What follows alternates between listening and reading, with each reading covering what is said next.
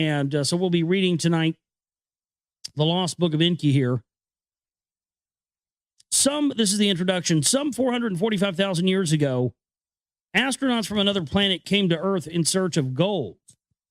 Splashing down in one of the Earth's seas, they waded ashore and established Eridu, home in the faraway. In time, the initial settlement expanded to a full-fledged mission Earth with a mission control center, a spaceport, mining operations, and even a way station on Mars. And there's lots of evidence of that. I mean, it absolutely is to me no coincidence. And anybody wants to make you believe it's a coincidence is a liar. That the original area of what is now Iraq, formerly Mesopotamia, was called before it was Mesopotamia, was called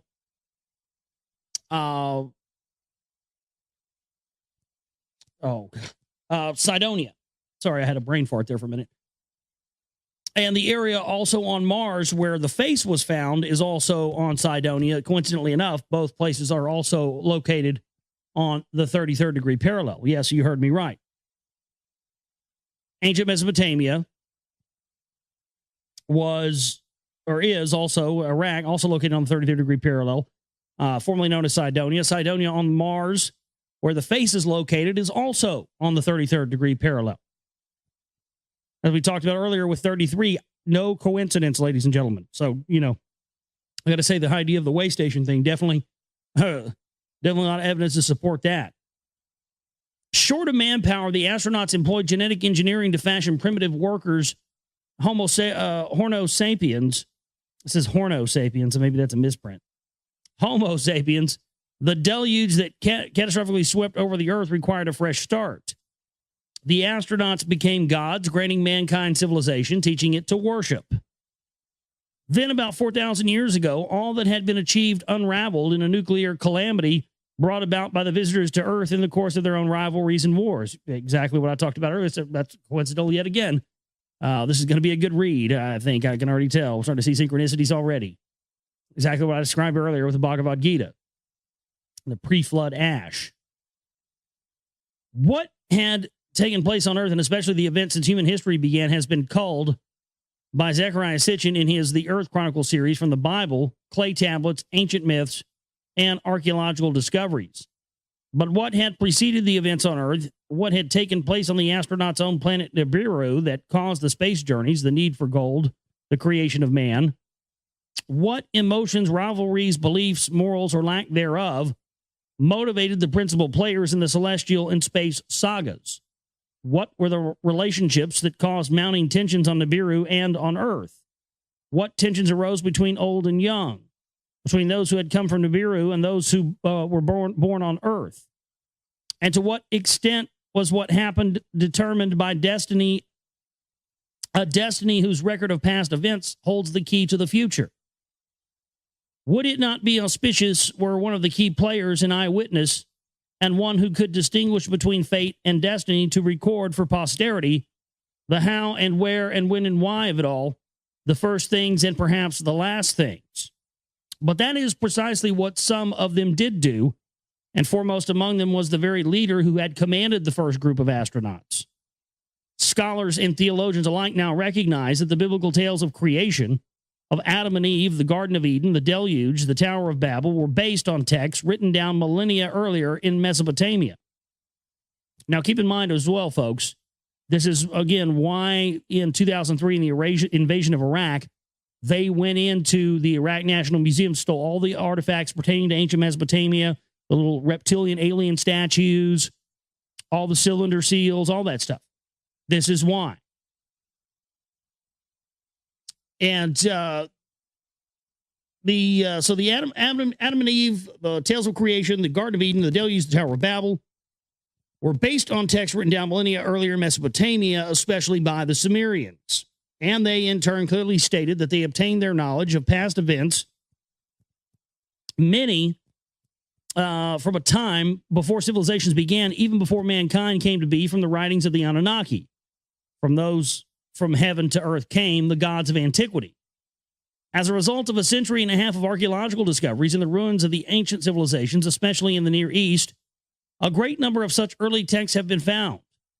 The finds have also revealed the extent of missing texts, so-called lost books, which are either mentioned in discovered texts or are inferred from such texts, or that are known to have existed because they were cataloged in royal or temple libraries. Sometimes the secrets of the gods were partly revealed in epic tales, such as the Epic of Gilgamesh. That disclosed the debate among the gods that led to the decision to let mankind perish in the deluge, or in a text titled Atra Hasis, which recalled the mutiny of the Anunnaki who had toiled in the gold mines that led to the creation of primitive worker earthlings. From time to time, the leaders of the astronauts themselves authored compositions, sometimes dictating the text to a chosen scribe, as the text called the Era Epos, in which one of the two gods who had caused the nuclear calamity sought to shift the blame to his adversary. Sometime the god acted as his own scribe, as is the case regarding the Book of the Secrets of Thoth, the Egyptian god of knowledge, which the god had secreted in a subterranean chamber. When the Lord God Yahweh, according to the Bible, granted the commandments to his chosen people, he first inscribed in his own hand 2 stone tablets that he gave to Moses on Mount Sinai.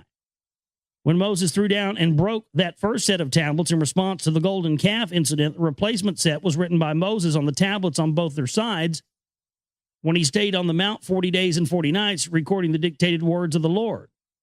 Were it not for a tale recorded on papyrus from the time of the Egyptian king Khufu concerning the Book of the Secrets of Thoth, the existence of that book would have not become known. Were it not for the biblical narratives in Exodus and Deuteronomy, we would have never known about the divine tablets and their contents. All would have become part of the enigmatic body of lost books whose very existence would have never come to light. No less painful is the fact that in some instances we do know that certain texts had existed, but are in the dark regarding their contents. Such is the case regarding the Book of the Wars of Yahweh and the Book of Dasher, or also known as the Book of Righteousness, which are specifically mentioned in the Bible. In at least 2 instances, the existence of olden books, earlier texts known to the biblical narrator, can be inferred chapter 5 of Genesis with the statement, "This is the book of the Toldoth of Adam." The term Toldoth being usually translated as generations, but more accurately meaning historic or genealogical record. Yeah, the book of, the Adamic, the record of Adam, or the genealogy of Isis. That's what it really means. That's what the book of Genesis means.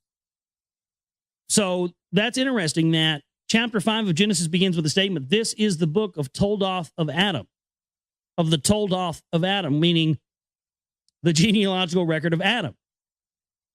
Well, Adam supposedly is is what we know in Egyptian mythology as you have Isis, Osiris, and Horus. And that's the Trinity. That's where what we know as the Holy Trinity comes from. It's just amazing stuff. Wow. So that's exactly what the book of Genesis means. Yeah. So this is the book of Toldoth of Adam. The term Toldoth being usually translated as generations or meaning historic or genealogical record. The other instances in chapter 6 of Genesis where the events concerning Noah and the deluge begin with the words, "These are the Toldoth of Noah." Indeed, partial versions of a book that became known as the Book of Adam and Eve have survived over the millennia in Armenian, Slovak, Syriac, and Ethiopic languages. And the Book of Enoch, one of the so-called apocryphal books that were not included in the canonized Bible. They contain segments that are considered by scholars to be fragments of a much earlier Book of Noah. An oft-quoted example of the extent of lost books is that of the famed Library of Alexandria in Egypt. Established by the general Ptolemy after Alexander's death in 323 BC, it was said to have contained more than 500,000 volumes of books inscribed on a variety of materials, clay, stone, papyrus, parchment, etc. That great library, where scholars gathered to study the accumulated knowledge, was burnt down and destroyed in the wars that extended from 48 BC to the Arab conquest in AD 642. What has remained of its treasures is a translation of the first 5 books of the Hebrew Bible into Greek and fragments retained in the writings of some of the library's resident scholars. It is only thus that we know that the second King Ptolemy commissioned, circa 270 BC, an Egyptian priest whom the Greeks called Mantho, to compile the history and prehistory of Egypt. At first, Mantho wrote, only the gods reigned there, then demigods, and finally, circa 3100 BC, pharaonic dynasties began. The divine reigns, he wrote, began 10,000 years before the flood and continued for thousands of years thereafter, the latter period having witnessed battles and wars among the gods. In the Asiatic domains of Alexander, where reign fell into the hands of the general, Seleucus and his successors, a similar effort to provide the Greek servants with a record of past events took place. A priest of the Babylonian god Marduk, Berosus, with access to libraries of clay tablets whose core was the temple library of Haran, now in southeastern Turkey, wrote down in 3 volumes a history of gods and men that began 432,000 years before the deluge, when the gods came to earth from the heavens, listing by name and reign durations the first 10 commanders. Berosus reported that the first leader, dressed as a fish, waded ashore from the sea. He was the one who gave mankind civilization, and his name, rendered in Greek, was Cams.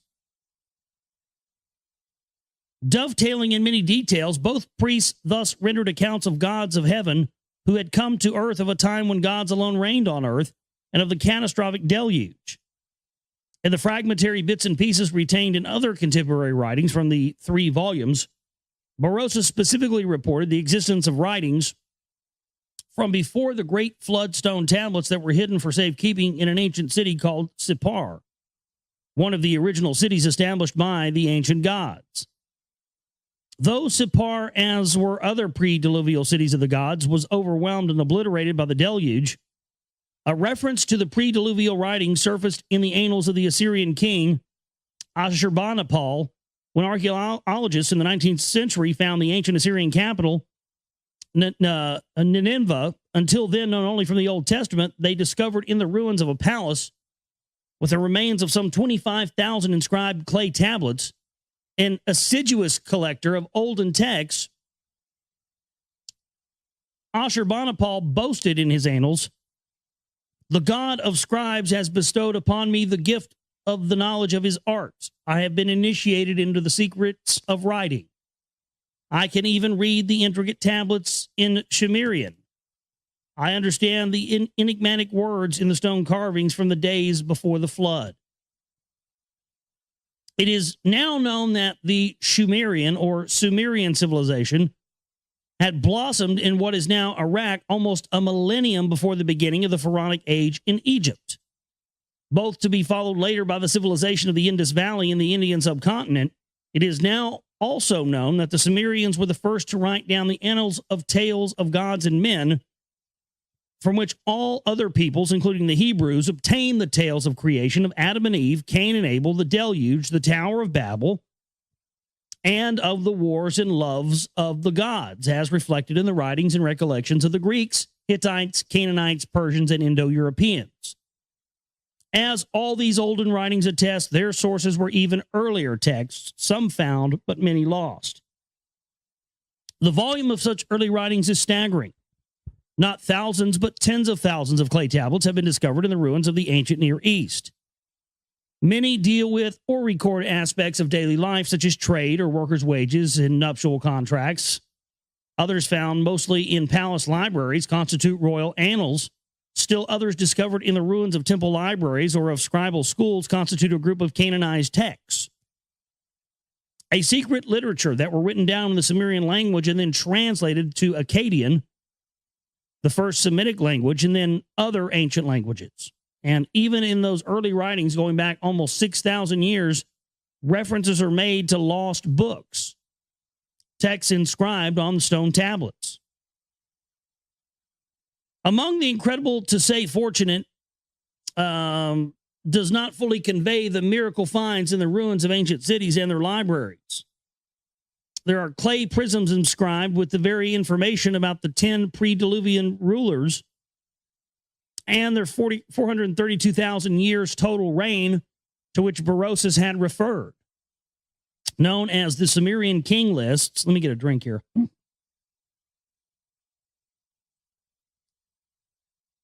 Known as the Sumerian king lists and on display in the Ashmolean Museum in Oxford, England, their several versions leave no doubt that the Sumerian compilers had access to some earlier common or canonized textual material.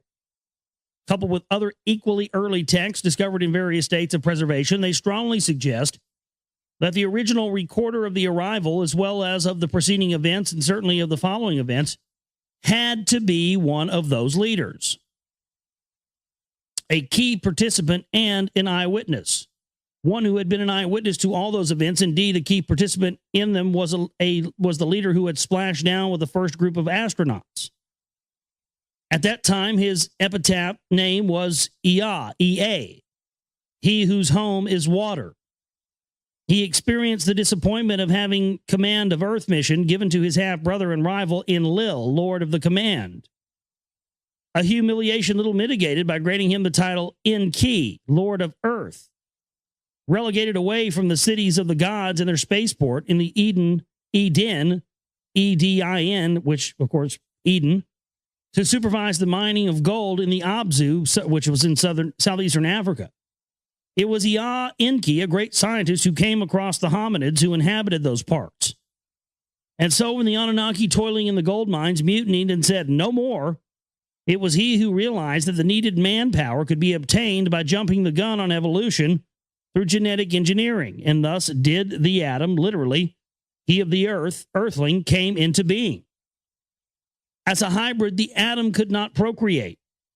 The events echoed in the biblical tale of Adam and Eve in the Garden of Eden record the second genetic manipulation by Enki that added the extra chromosomal genes needed for sexual procreation. And when mankind proliferating did not turn out the way it had been envisaged, it was he, Enki, who defied his brother Enlil's plans to let mankind perish in the deluge. The events whose hero has been called Noah in the Bible and Zusudra in the earlier original Sumerian text. The firstborn son of Anu, Nibiru's ruler Ea Enki, was well versed in his planets and its inhabitants' past. And this is this is where I start to already have problems with this. I'm not convinced that they were. I don't believe 100% what they tell us. You know, the Anunnaki came from Nibiru and all that. I don't believe that. I still think that's a red herring. But that's what you always see Sitchin referring to, and I still just don't. The archaeological stuff doesn't point in that direction. It points more in the direction of Sirius or Cygnus or Polaris. I mean, it just doesn't point in the direction of some planet that we have. We may or may not have ever even really identified. We have hard evidence that points archaeological things like the pyramids and Göbekli Tepe, and I mean, you've got all these ancient megalithic sites all around the world lined up to stars, to certain systems. And then you see things like the Freemasons being obsessed with Sirius and the whole star system's there, and then the Dogon. And I mean, I just have a hard time believing that the Anunnaki came. They just don't seem to have come from within our own solar system. I have a hard time believing that. An accomplished scientist, he bequeathed his most important aspects of advanced knowledge of the Anunnaki, especially to his two sons, Marduk and Ningishzida, who as Egyptian gods were known there as Ra and Thoth, respectively. But he also was instrumental in sharing with mankind certain aspects of such advanced knowledge by teaching to selected individuals the secrets of the gods. In at least two instances, such initiates wrote down, as they were instructed to do, those divine teachings as mankind's heritage. Right, that's what I was referencing earlier in the show, our birthright. That's what they were instructing him to write down. One called Adapa, and probably a son of Enki by a human female, is known to have written a book titled Writings Regarding Time, one of the earliest lost books.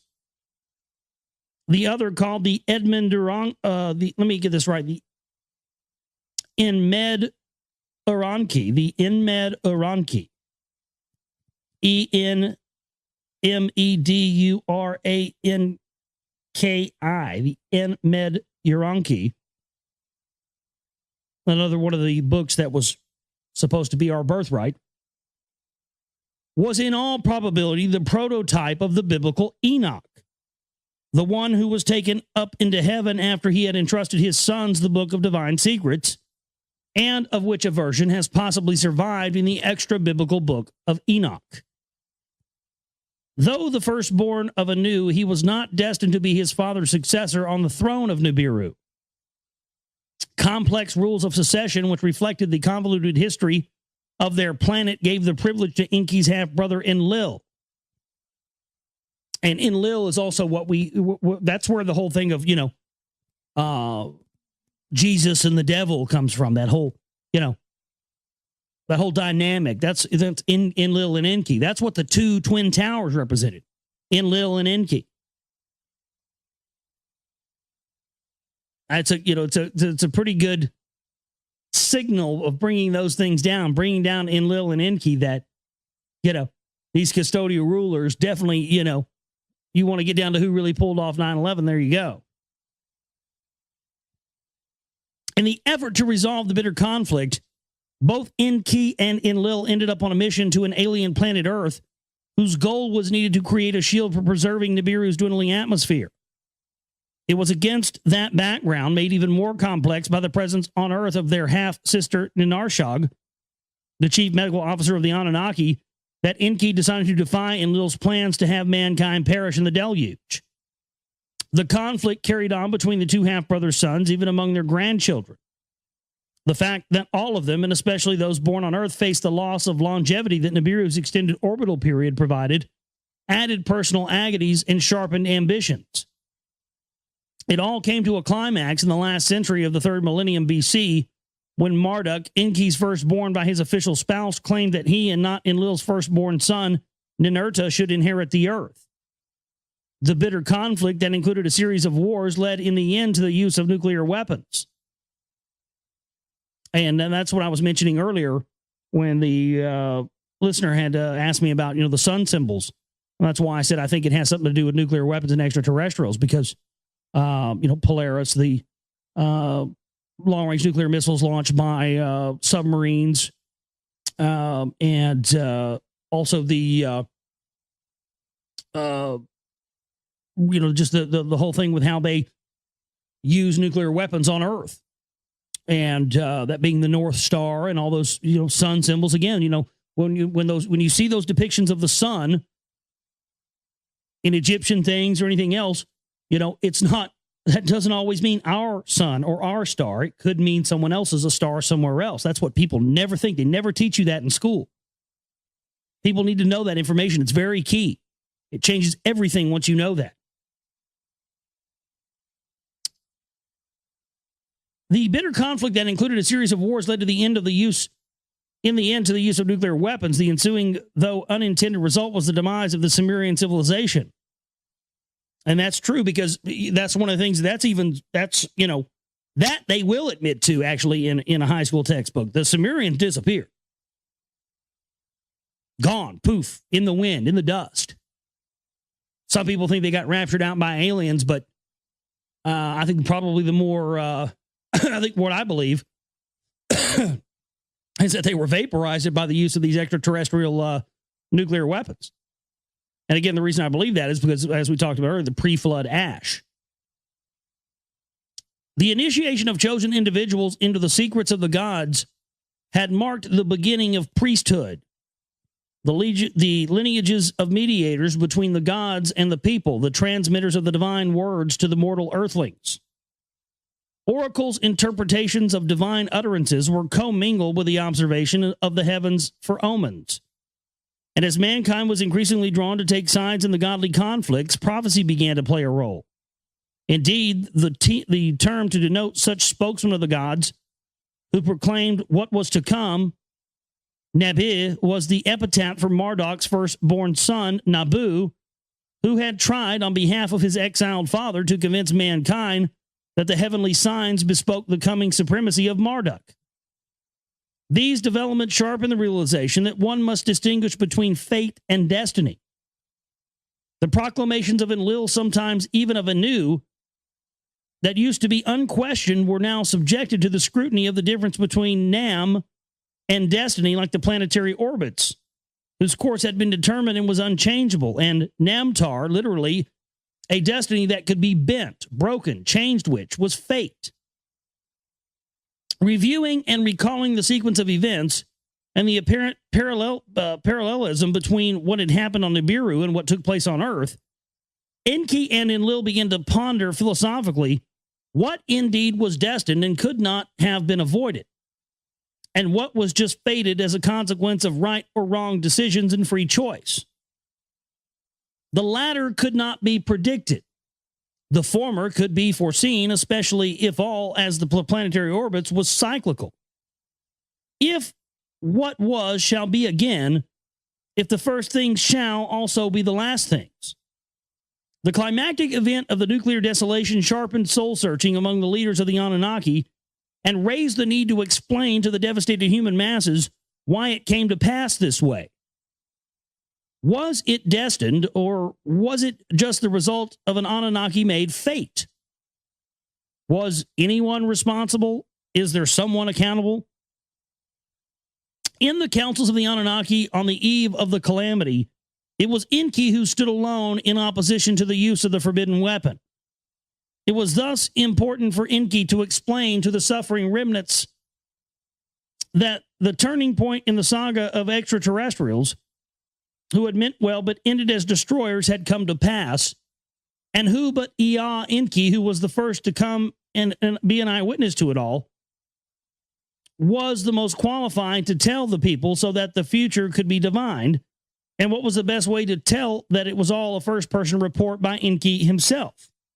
This is kind of in broken English. I apologize. I know how to read, but and the best way to tell it was all as a first-person report by Enki himself. It's just, I don't think Zechariah Sitchin spoke good English. It's just, I'm reading it exactly as it is on the page, and some of this stuff I'm having to like improvise because it's just bad English. I hate that. It's like every time I find a book I want to read, it's written by a fucking first grader. Sucks. That he had recorded his autobiography is certain, for a long text stretching over at least 12 tablets was discovered in a library. Nippur quotes Enki as saying, "When I approached the earth, there was much flooding. When I neared its green meadows, heaps and mounds were piled up at my command. In a pure place, I built my house. An appropriate name I gave it." The long text continues to describe how Ea, or Enki, then assigned tasks to his lieutenants, putting their mission to Earth in motion. Numerous other texts that relate varied aspects of Enki's role and the ensuing developments serve to complete Enki's tale. They include a cosmogony, an epic of creation at whose core lay Enki's own text, which scholars call the Eridu Genesis. They include detailed descriptions of the fashioning of the atom. They describe how other Anunnaki, male and female, came to Enki in his city Eridu to obtain from him the Me, a kind of data disk that encoded all aspects of civilization, and they include text of Enki's private life and personal problems, such as the tale of his attempts to attain a son by his half-sister Ninarshak, his promiscuous affair with both goddesses and the daughters of man, and the unforeseen consequences thereof. The Atra Hasis text throws light on Anu's efforts to prevent a flare-up of the Enki-Enlil rivalries by dividing Earth's domains between them. And texts recording the events preceding the deluge render almost verbatim the debates in the Council of the Gods about the fate of mankind and Enki's subterfuge known as the Tale of Noah and the Ark tale known from the Bible, until one of its original Mesopotamian versions was found in the tablets in the Epic of Gilgamesh. Sumerian and Akkadian clay tablets, Babylonian and Assyrian temple libraries, Egyptian, Hittite, and Canaanite myths, and the biblical narratives are the main body of written down memories of the affairs of gods and men. For the first time ever, this dispersed and fragmented material has been assembled and used by Zechariah Sitchin to recreate the eyewitness accounts of Enki the autobiographical memoirs and insightful prophecies of an extraterrestrial God. Presented as a text dictated by Enki to a chosen scribe, a book of witnessing to the unsealed, to be unsealed at an appropriate time. It brings to mind Yahweh's instructions to the prophet Isaiah. Now come, write it on a sealed tablet as a book and engrave it. Let it be the witnessing until the last day, a testimony for all time. In dealing with the past, Enki himself perceived the future. The notion that the Anunnaki, exercising free will, were masters of their own fates, as well as the fate of mankind, gave way in the end to a realization that it was destiny, that when all was said and done, determined the course of events, and therefore, as the Hebrew prophets had recognized, the first things shall be the last things. The record of events dictated by Enki thus becomes a foundation for prophecy, and the past becomes the future. So that's the end there of the first part. This is, I'm going to try, I've got a hard copy of this. I just pulled up a PDF. Maybe this is a crappy PDF. I don't know. I'll find a better copy before next show. But yeah, I mean, looks like it's good stuff so far here. And, you know, again, don't agree with all the stuff about Nibiru, blah, blah, blah, whatever. But still, nonetheless, I think it's going to be very well worth the read, and definitely can't wait to get into that. Got an email here that says, hey, Josh, I'd like to know what you think about the Kabbalistic writings of Aleister Crowley. Was he just misleading, or was he just omitting? Crowley was a trickster. That was part of his whole shtick, his whole persona, his whole thing. You couldn't tell when the guy was telling you the truth or whether he was, you know, pulling your leg. And so one of the things you find, and which is exactly the reason why I can't answer your question, because was he just misleading? Was he just omitting? Well, or was he doing both? That's a question you're going to have to find on your own, my friend. Because I'll tell you what I've found. I've found that the more that you find out about those things on your own, the different stuff that, you know, like, you know, Kabbalism and sacred magic and sex magic and, you know, any of the ancient, arts, and then you go back and read Crowley, you know, you start to get a better idea of what's what and what's not. I'll tell you this. I think the guy was way more powerful and had way more power and really, really had a lot more control over a lot more things than what the history books tell us. That's really what I can tell you. That's for sure. They try to downplay it a lot, but you know, understand he was the head of the Illuminati as well at one point. I think after Giuseppe Mazzini, something like that. I think Giuseppe Mazzini passed it to him after Albert Pike had passed it to Giuseppe Mazzini. So, yeah, I think that's one thing that, you know, that's a great question, but I think it's a question that, you know, I think I'd be doing you an injustice by really answering fully. And also, I think it's a question you're going to find on your own. You know, as you research more and you read more and you find out new things every day, that's going to change. You know, what you believe today about something, or what you understand today about, you know, a specific issue we're talking about, it's going to change. No, it's not going to be the same a month from now, 6 months from now, a year from now, or it shouldn't be. If it is, then, you know, you're not really challenging yourself to have new beliefs and have new info. I think that as you continue to research and you continue to read more, you find the things that you thought you believed before, thought it held as, you know, that sort of changes and is constantly in flux because you're constantly learning new things. So synopsis of the first tablet, lamentation over the desolation of Sumer. How the gods fled their cities as the nuclear cloud spread, the debates in the council of the gods, the fateful decision to unleash the weapons of terror, the origin of the gods and the awesome weapons on Nibiru, Nibiru's north-south wars, unification and dynastic rules, Nibiru's place in the solar system, a dwindling atmosphere causes climate changes, efforts to obtain gold to shield the atmosphere fail. Alalu, a usurper, uses nuclear weapons to stir volcanic gases. Anu, a dynastic heir, disposes Alalu. Alalu steals a spacecraft and escapes from Nibiru. The first tablet. So now we're reading from the first tablet. Here we go. The words of the Lord Enki, firstborn son of Anu, who reigns on Nibiru. With heavy spirit I utter laments. Laments that are bitter fill my heart. How smitten is the land, its people delivered to the evil wind, its stables abandoned, its sheepfolds empty. Yeah, it was, Sumer was reduced to dust. That's why the Sumerians just disappeared. They got wiped out by a nuclear war. How smitten are the cities? Their people piled up as dead corpses afflicted by the evil wind. How smitten are the fields, their vegetation withered, touched by the evil wind. How smitten are the rivers, nothing swims anymore, pure sparkling waters turned into poison. Of its black-headed people, Sumer is emptied, gone is all life. Of its cattle and sheep, Sumer is emptied, silent is the hum of churning milk. In its glorious cities, only the wind howls, death is the only smell. The temples whose heads to heaven arose by their gods have been abandoned. Of lordship and kingship command there is none, scepter and tiara are now gone. On the banks of the two great rivers, once lush and life-giving, only weeds grow. No one treads the highways, no one seeks out the roads. Flourishing Sumer is like an abandoned desert. How smitten is the land, home of gods and men. On that land a calamity fell, one unknown to man. A calamity that mankind had never before seen, one that could not be withstood. On all the lands from west to east, a disruptive hand of terror was placed.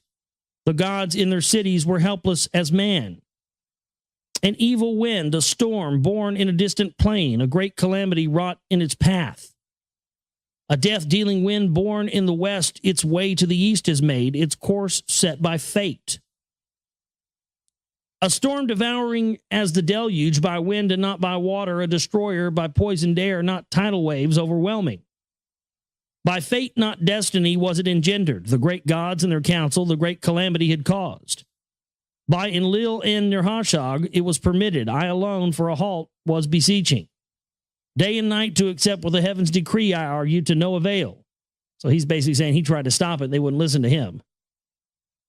Ninurta, Enlil's warrior son, and Nergal, my very own son, poisoned weapons in the great plain, then unleashed them. That an evil wind shall follow the brilliance we knew not. Thy now cry in agony. They act like they didn't know what these weapons were going to do. They'd never used them before.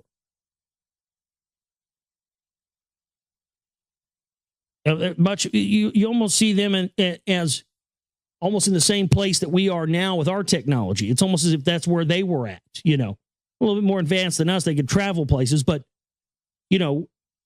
but before anybody ever dropped a nuclear weapon, nobody knew what it was going to do, even though they had that technology, and knew about it, but just didn't, they didn't know. Seems like this was kind of the same way.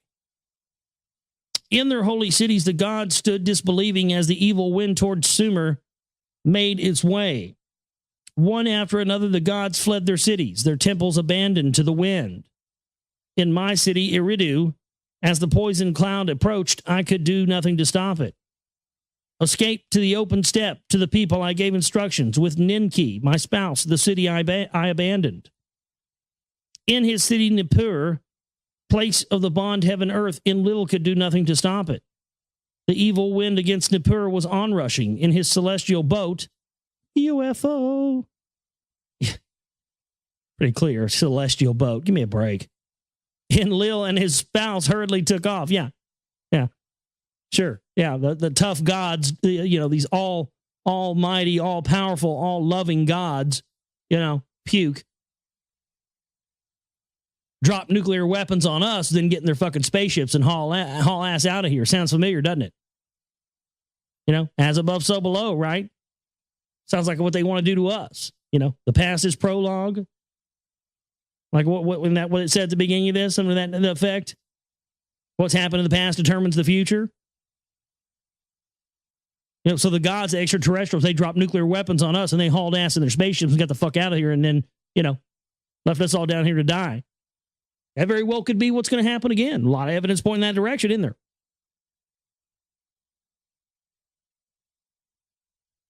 In Sumer's city of kingship, Nanar to his father Enlil for help cried. In the place of the temple that to the heaven in 7 steps rises, Nanar, the hand of fate, refused to heed. My father who begot me, great God who to had granted kingship, turn the evil wind away, Nanar pleaded. Great God who decrees the fates, let and its people be spared, your praises to continue. Nanar appealed. Enlil answered his son, Nanar, noble son, your wondrous city kingship was granted. Eternal reign, it was not granted. Take hold of your spouse, Ningal, flee the city. Even I who decree fates, its destiny, I cannot bend. Thus did Enlil, my brother, speak. Alas, alas, not a destiny it was. A calamity none greater since the deluge, gods and earthlings has befallen. Alas, not a destiny it was. The great deluge was destined to happen. The great calamity of the death-dealing storm was not.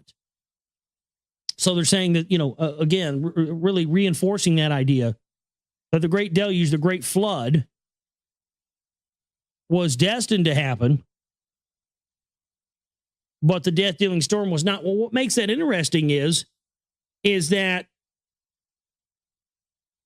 historically people are often confused because there was more than one great flood on this planet. There's more than one great deluge. And the reason that we know that is true scientifically is, again, because of that layer of pre-flood ash. So according to this, we have the great deluge. We have this great calamity of nuclear weapons unleashed, which, again, all across the earth, deep underground, there's a layer of pre-deluge, pre-flood ash. So according to this, we had a great deluge. We have the nuclear decimation of Earth, reducing it to ash. Then we had another flood after that at some point. And that's proven because it's proven that there was a flood after this event that caused the Earth to be reduced to ashes. That's very interesting. And you see that reference that there was more than one flood. You hear that talked about. By the breach of a vow, by a council decision, it was caused. By weapons of terror was it created. By a decision, not destiny, were the poisoned weapons unleashed. By deliberation was the lot cast. So they're saying that this was done with, impunity. This was done on purpose. There was no accident that these nuclear weapons were deployed. Against Marduk, my firstborn, did the 2 sons' destruction direct. Vengeance was in their hearts. Ascendancy is not Marduk's to grasp. Enlil's firstborn shouted, with weapons I shall oppose him, Ninurta said. Of people he raised an army, Babili as earth's navel to declare, Nergal, Marduk's brother, so shouted. In the council of the great gods, words of venom were spread. Day and night I raised my opposing voice. Peace I counsel, deploring haste. For the second time, the people have raised his heavenly image. Why does opposing continue? I asked in pleading. Have all the instruments been checked? Did not the era of Marduk in the heavens arrive? I once more inquired. Ningish Zeta, my very son, other signs of heaven cited. His heart, I knew, Marduk's injustice to him could not forgive. Nanar to Enlil on earthborn was unrelenting too. Marduk, my temple in the north city, his own abode made, so he said. Ishkur, Enlil's youngest son, demanded punishment. In my lands to whore after him the people he made, he said. Utu, son of Nanar, Marduk's son Nabu, his wrath directed. And this goes on, and this is like on and on. This is like an argument. I'm going to fuck you up. No, I'm going to fuck you up. I'm going to fuck you up. No, I'm going to fuck you up. On, pissing contest, essentially. Nergal, lord of the lower domain, ferociously was demanding, let the olden weapons of terror for obliteration be used. The olden weapons of terror for obliteration, meaning that those were, something from the weapons of the past of this civilization. Kind of like what we see people in the future will see nuclear weapons on Earth. Let the olden weapons of terror for obliteration be used. At my own son I gazed in disbelief, for brother against brother the terror weapons have been forsworn. Sounds familiar. I mean, why do we think we're in a constant state of war? I mean, that was Bramley's sort of whole premise for the gods of Eden. Well, there you go. That's all we know. That's what the people who created us, or who we call gods, who we are the victims of a gigantic science experiment of. We are, no wonder nobody's ever tried to, no wonder other extraterrestrial races haven't tried to get a hold of us, man. No, we're the bastard sons of the universe. We are. We're the redheaded stepchildren of the galaxy. And we wonder why we arm against each other and why we have weapons, and we're all people, man. Why do we want to kill each other? Because the people of the bloodlines who are in positions of power around the globe, from presidents to congressmen to senators to royalty to the crown to all across the board, banking houses, religious institutions, all of these bloodline people are trying to become gods themselves. And to become like their gods, their creators, our creators, to become like them because they feel that because they're of the pure bloodline, that gives them the right to do it. It gives them the right to do everything that their creators did. And if that means endless war and everybody killing each other, then so be it, because that's what they did. For brother against brother, the terror weapons have been forsworn. Instead of consent, there was silence. In the silence, Enlil opened his mouth. Punishment there must be. Like birds without wings, the evildoers shall be. Marduk and Nabu of our heritage are depriving us of our heritage. Let them deprive the place of the celestial chariots. I'm sort of reading this slow and kind of, it's just, all the words are kind of reversed into what we would say it. So I'm trying to reverse them a little bit and say them, so they're easier to understand for you. Let this place be scorched to oblivion, Ninurta shouted. Let the one who scorches be me. I mean, let me do it. Let me fucking set this place on fire. Let's scorch this motherfucker to oblivion. Let's drop, but let me pull the trigger. That's what Ninurta is saying. Excited, Nergal stood up and shouted, let the evildoer cities also be upheavaled. The sinning cities, let me obliterate. Let the annihilator, my name, be thereafter.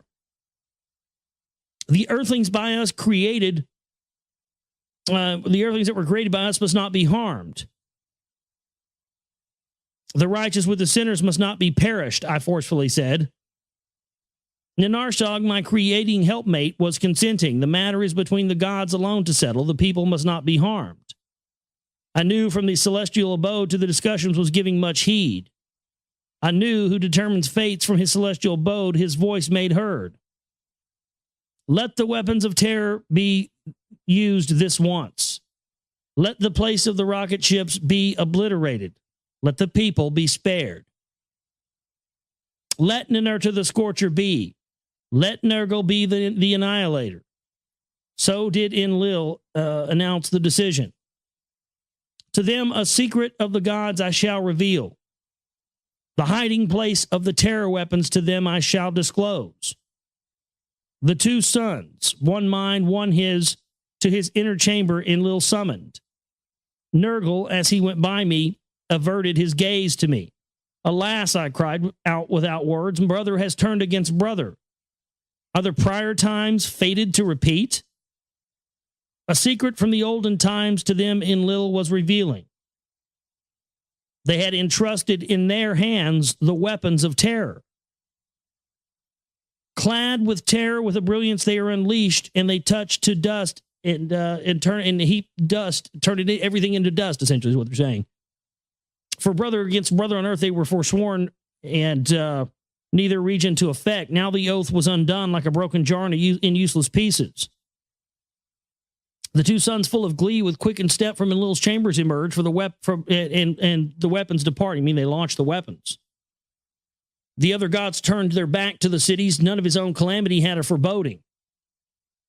Which means, they got the fuck out of there. Now, this is the account of the prior times and of the weapons of terror. Before the prior times was the beginning. After the prior times was the olden times. In the olden times, the gods came to earth and created the earthlings. In the prior time, none of the gods were on earth, and the earthlings were not yet fashioned. They were not yet made. In the prior times, the abode of the gods was on their own planet. Nibiru is its name. A great planet, reddish in radiance, around the sun, an elongated circuit Nibiru makes. It has a long orbit, allegedly. For a time in the cold is Nibiru engulfed, for part of its circuit by the sun strongly is it heated. So every time it does a rotation, it gets so close to the Earth that it heats up. But because it's got such a slow orbit, life was able to flourish there, essentially is what they're saying. A thick atmosphere envelops Nibiru by volcanic eruptions. All manner of life this atmosphere sustains, but without the atmosphere, there will only be dying, perishing. In the cold period, the inner heat of Nibiru keeps the planet warm, like a warm coat. In the hot period, it shields Nibiru from the sun's scorching rays. In the midst, I guess, in the springtime, it rains and it holds and releases to lakes and streams, giving rise. Lush vegetation our atmosphere feeds and protects. All manner of life in the waters and on land has been caused to sprout. After eons of time, our own species sprouted, and by our own essence, an eternal seed was used to procreate. Which basically says, an eternal seed was used to, something came along and created them. They may be the gods that created mankind, but somebody created them too. Who was it? See, we're not even ready to ask that question as a people on this planet, are we? That if there is a god or gods, most likely that god or gods has a god too, someone who created them. Well, who is that? This is going to start to open up more questions than it is answers. As our numbers grew to many regions of Nibiru, our ancestors spread. Some tilled the land, some four-legged creatures shepherded. They had dogs, is what it means. I knew dogs were from another planet. Fucking cats too, bastards. I love dogs and cats though. They're great.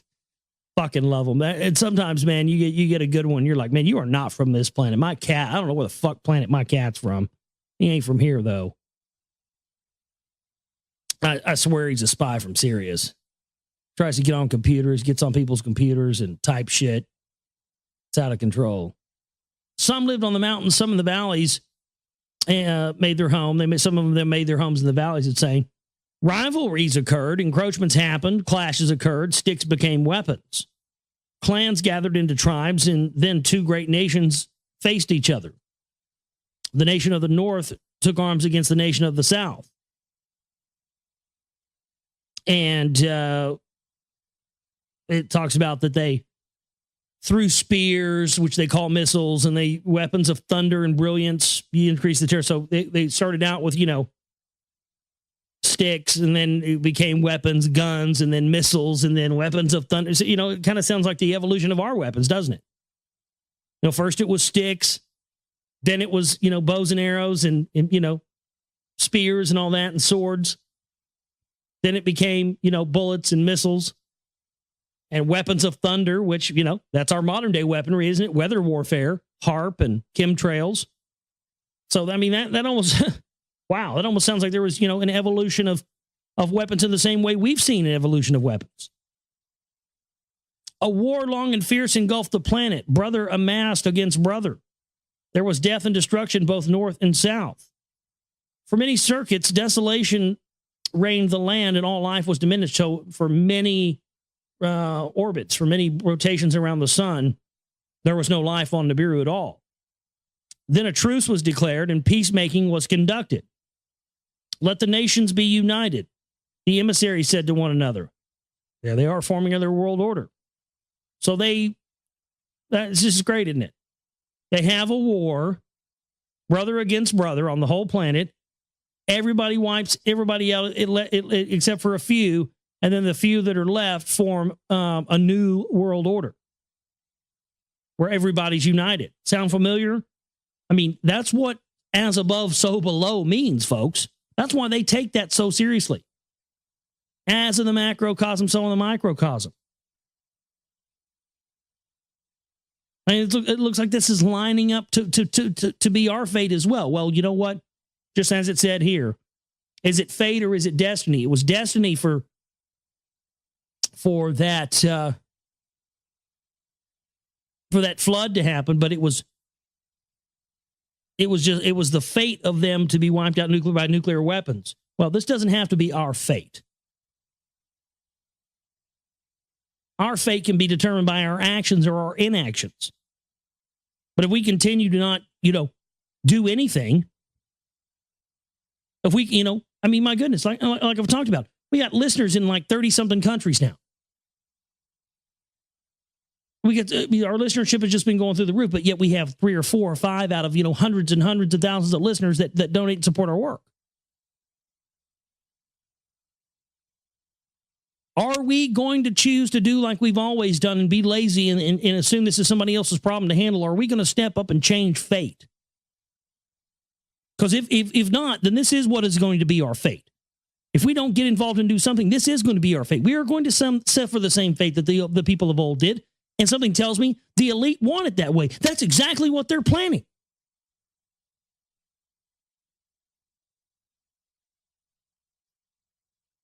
I want to play with the big boys. I want to play at the big boy level. We need cash to do that. Unbelievable, man. Unbelievable, just the epiphanies from reading stuff on air. It just blows me away. Let there be one throne on Nibiru, one king to reign over all. There it is, the new game's in town. Divide and conquer. Kill everybody, blow everybody, create all-out warfare, and then come in and pick up the pieces and create a new order. That's what their agenda is.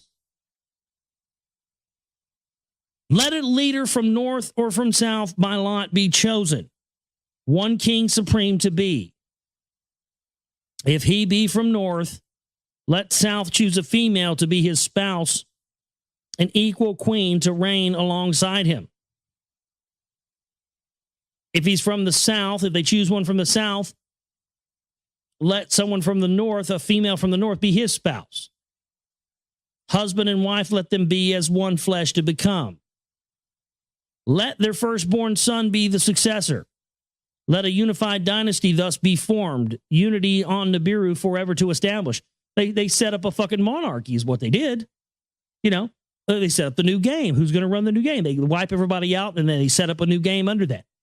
And the people 100, 200, 300 years from now have no idea why life is the way it is, and nobody really questions it, and people just going around about their business, forgetting that 200, 300, 1,000 years ago, 2,000 years ago, everybody died and somebody came in and set up the new game that they controlled. And people just think it's day to day and they never know what happened. You see what happened to us? The same thing.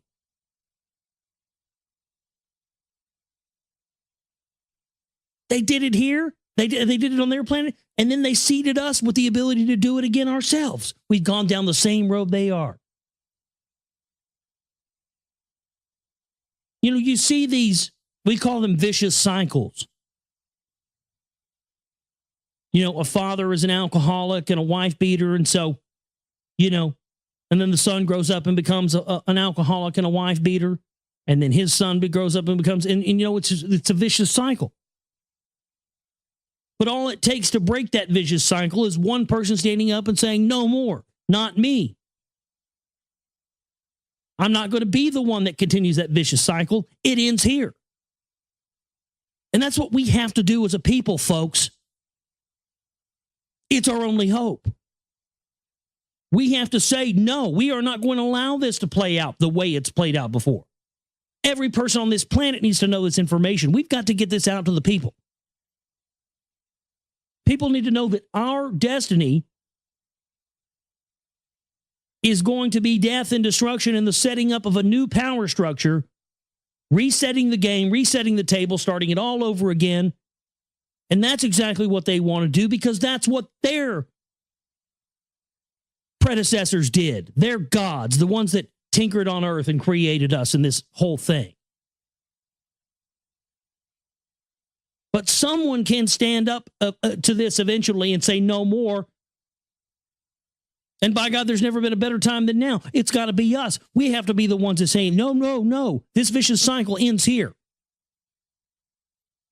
Otherwise, it's going to continue on. And that's exactly what the elite want. And I bet they never counted on the fact we'd ever even identify it. But now that we have, it can't be held back anymore. The royal throne into one flesh combined, an unbroken line of kingship established, just like they did on earth. The first king after peace was made, a warrior of the north he was, a mighty commander.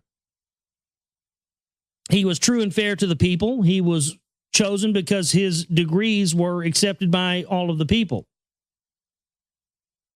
He built a splendid city to live in, and it was called Agade, which meant unity.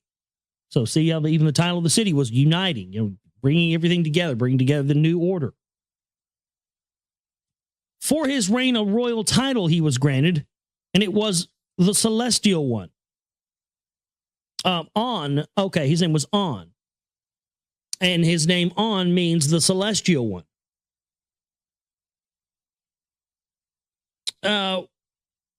He strong-armed people into reestablishing new laws and regulations on the land.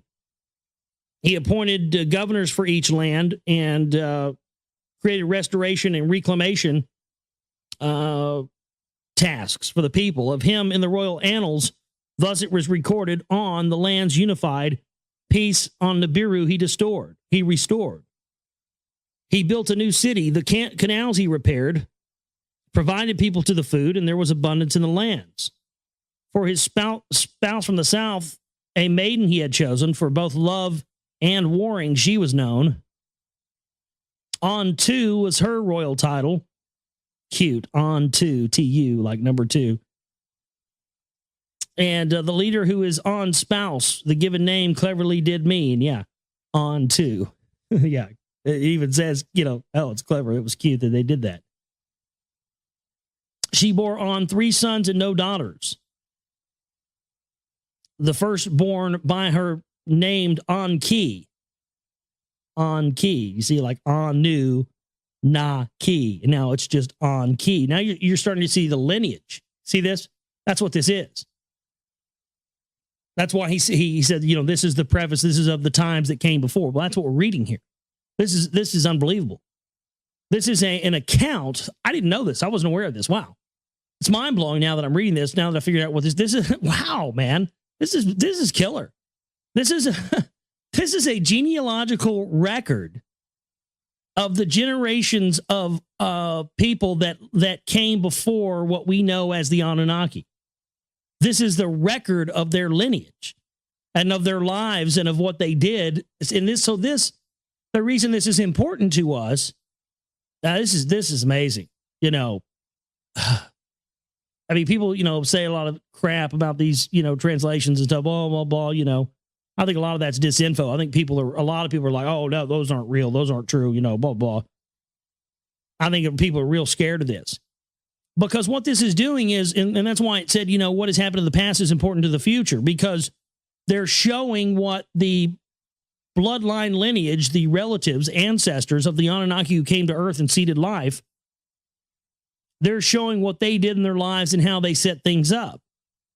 And by having that access to that knowledge, that's why this was one of the things that Enki wanted mankind to have, this book. He wanted mankind to know this because something in this information was going to be a gift to us to save us from some fate that may be forced upon us by these custodians in the future. So this is unbelievable, man. I mean, it is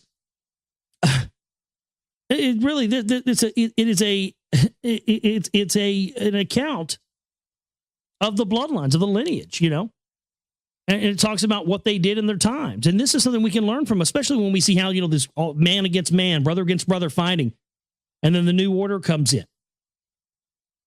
This information is stuff we are supposed to know, to learn something from it, to keep ourselves from going down the same route that people before us did.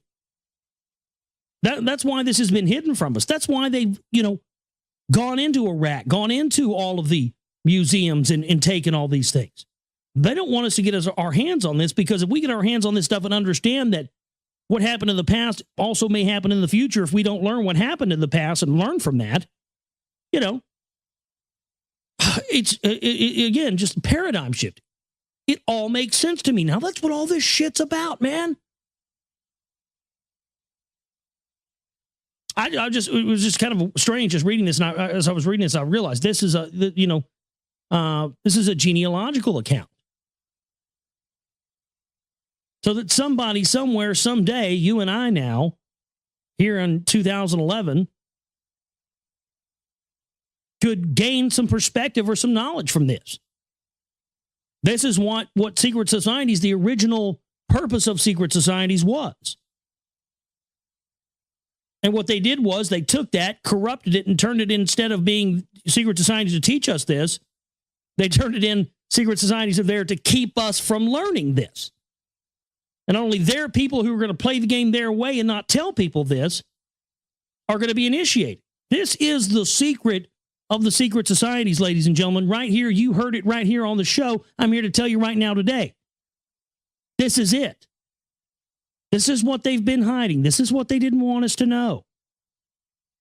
These genealogical records of the ancestors of the people who came to earth, the gods who came to earth. This is what there's something in here, and we're going to find out, because we're going to read all this on air. There is something we're supposed to learn here, whatever it is and what it all may be. Yet I just don't know, but it's something. Alone on the throne he was seated. He was supposed to choose a spouse twice, but it got postponed. Some of this stuff I'm not going to read verbatim. I'm just going to kind of give you the, kind of just put it into modern day terms. In his reign, concubines are brought into the palace. A son to him was not born. Oh, so they brought in bitches for him to bang. Essentially, they'll dumb it down for you. The dynasty thus began with the death of Enki, and there was no offspring. The middle son, though not firstborn, was pronounced the legal heir.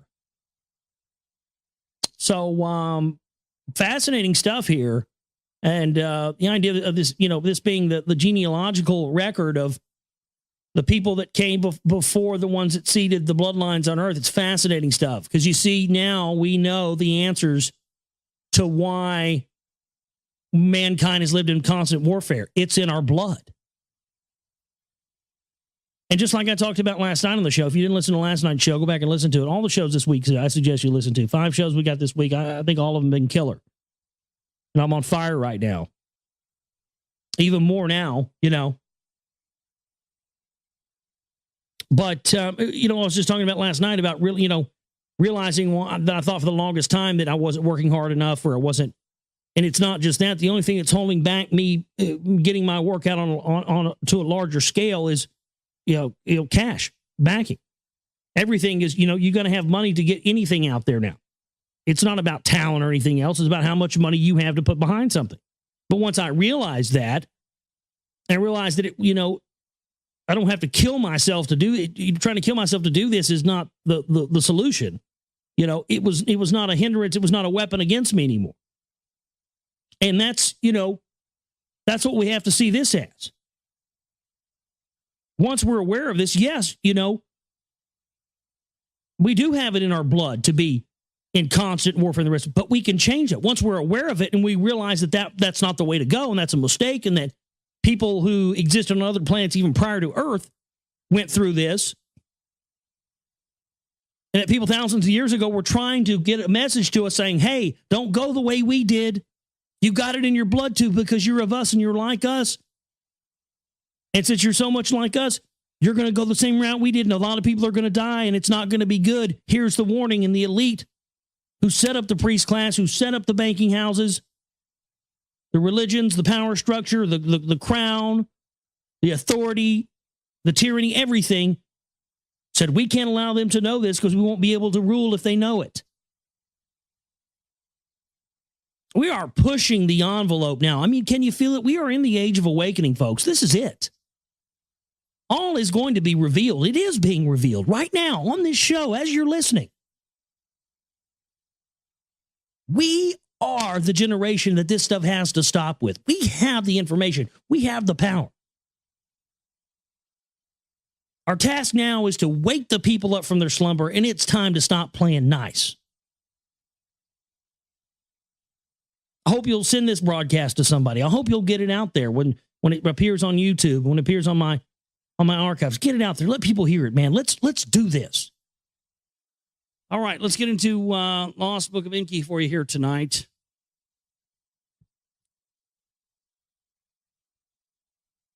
Well, we left off Friday night.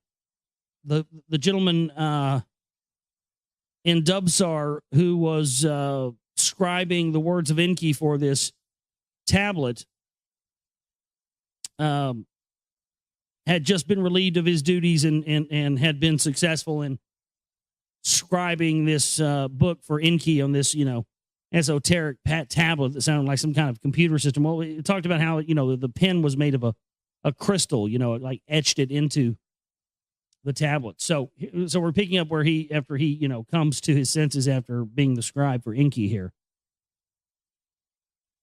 My life senses returned to me as if awakened from the deepest sleep by the sound of the calling of my name. I was in some kind of an enclosure. It was dark, but there was also an aura. Then my name was called again by the deepest of voices, and although I could hear it, I could not tell whence the voice came, nor could I see whoever it was that spoke, and I said, "Here I am." Oh, wait, I've already read this. Did we get our page thrown off here?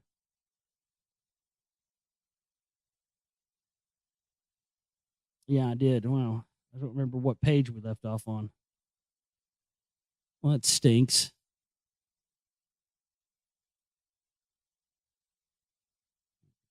Let me just scroll through the page. Bear with me for a minute.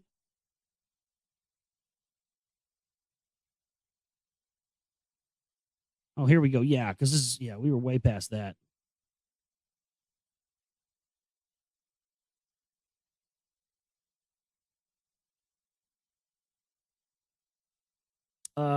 This is basically continuing on the sort of genealogical history of the ancestors of the Anunnaki who came to Earth and seeded life on Earth, and so this is their historical and genealogical record here.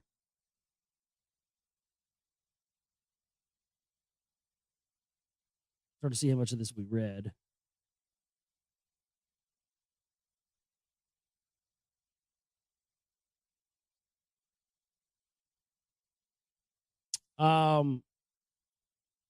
It's talking essentially about how there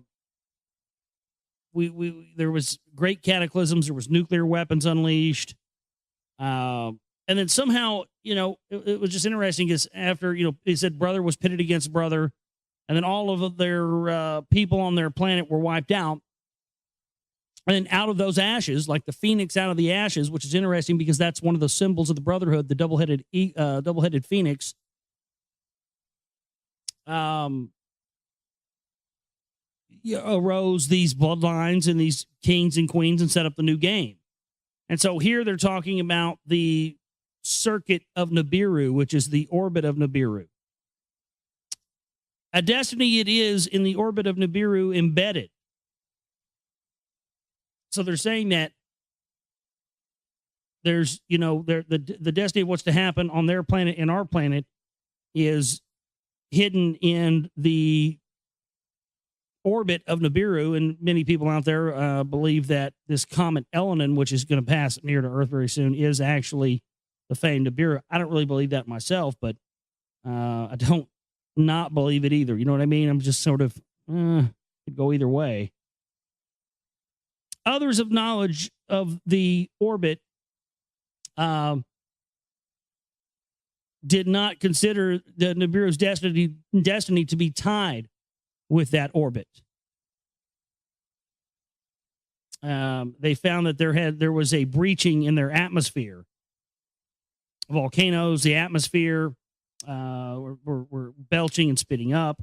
I'm sort of, as I was doing Friday night, I'm sort of kind of going over. Some of this stuff is in kind of a weird, it doesn't really translate well in modern day English. So I'm kind of summarizing it all for you because it just sounds dumb to read. Volcanoes, the atmosphere forbear, less belching were spitting up. I'd rather just say there were volcanoes and shit was coming out of them, Nibiru's air has been made thinner. The protective shit lid has been diminished. I think it's supposed to say shield, but it says shit lid. Is that what they call it in ancient Sumeria? The shit lid? Yeah, get that shit lid up there, boy, before we burn to death. Ah, damn, put some duct tape and some baling wire on it. Do whatever you got to do. Keep us from burning up. I think Bill Hicks was right. We've been invaded by rednecks from another world.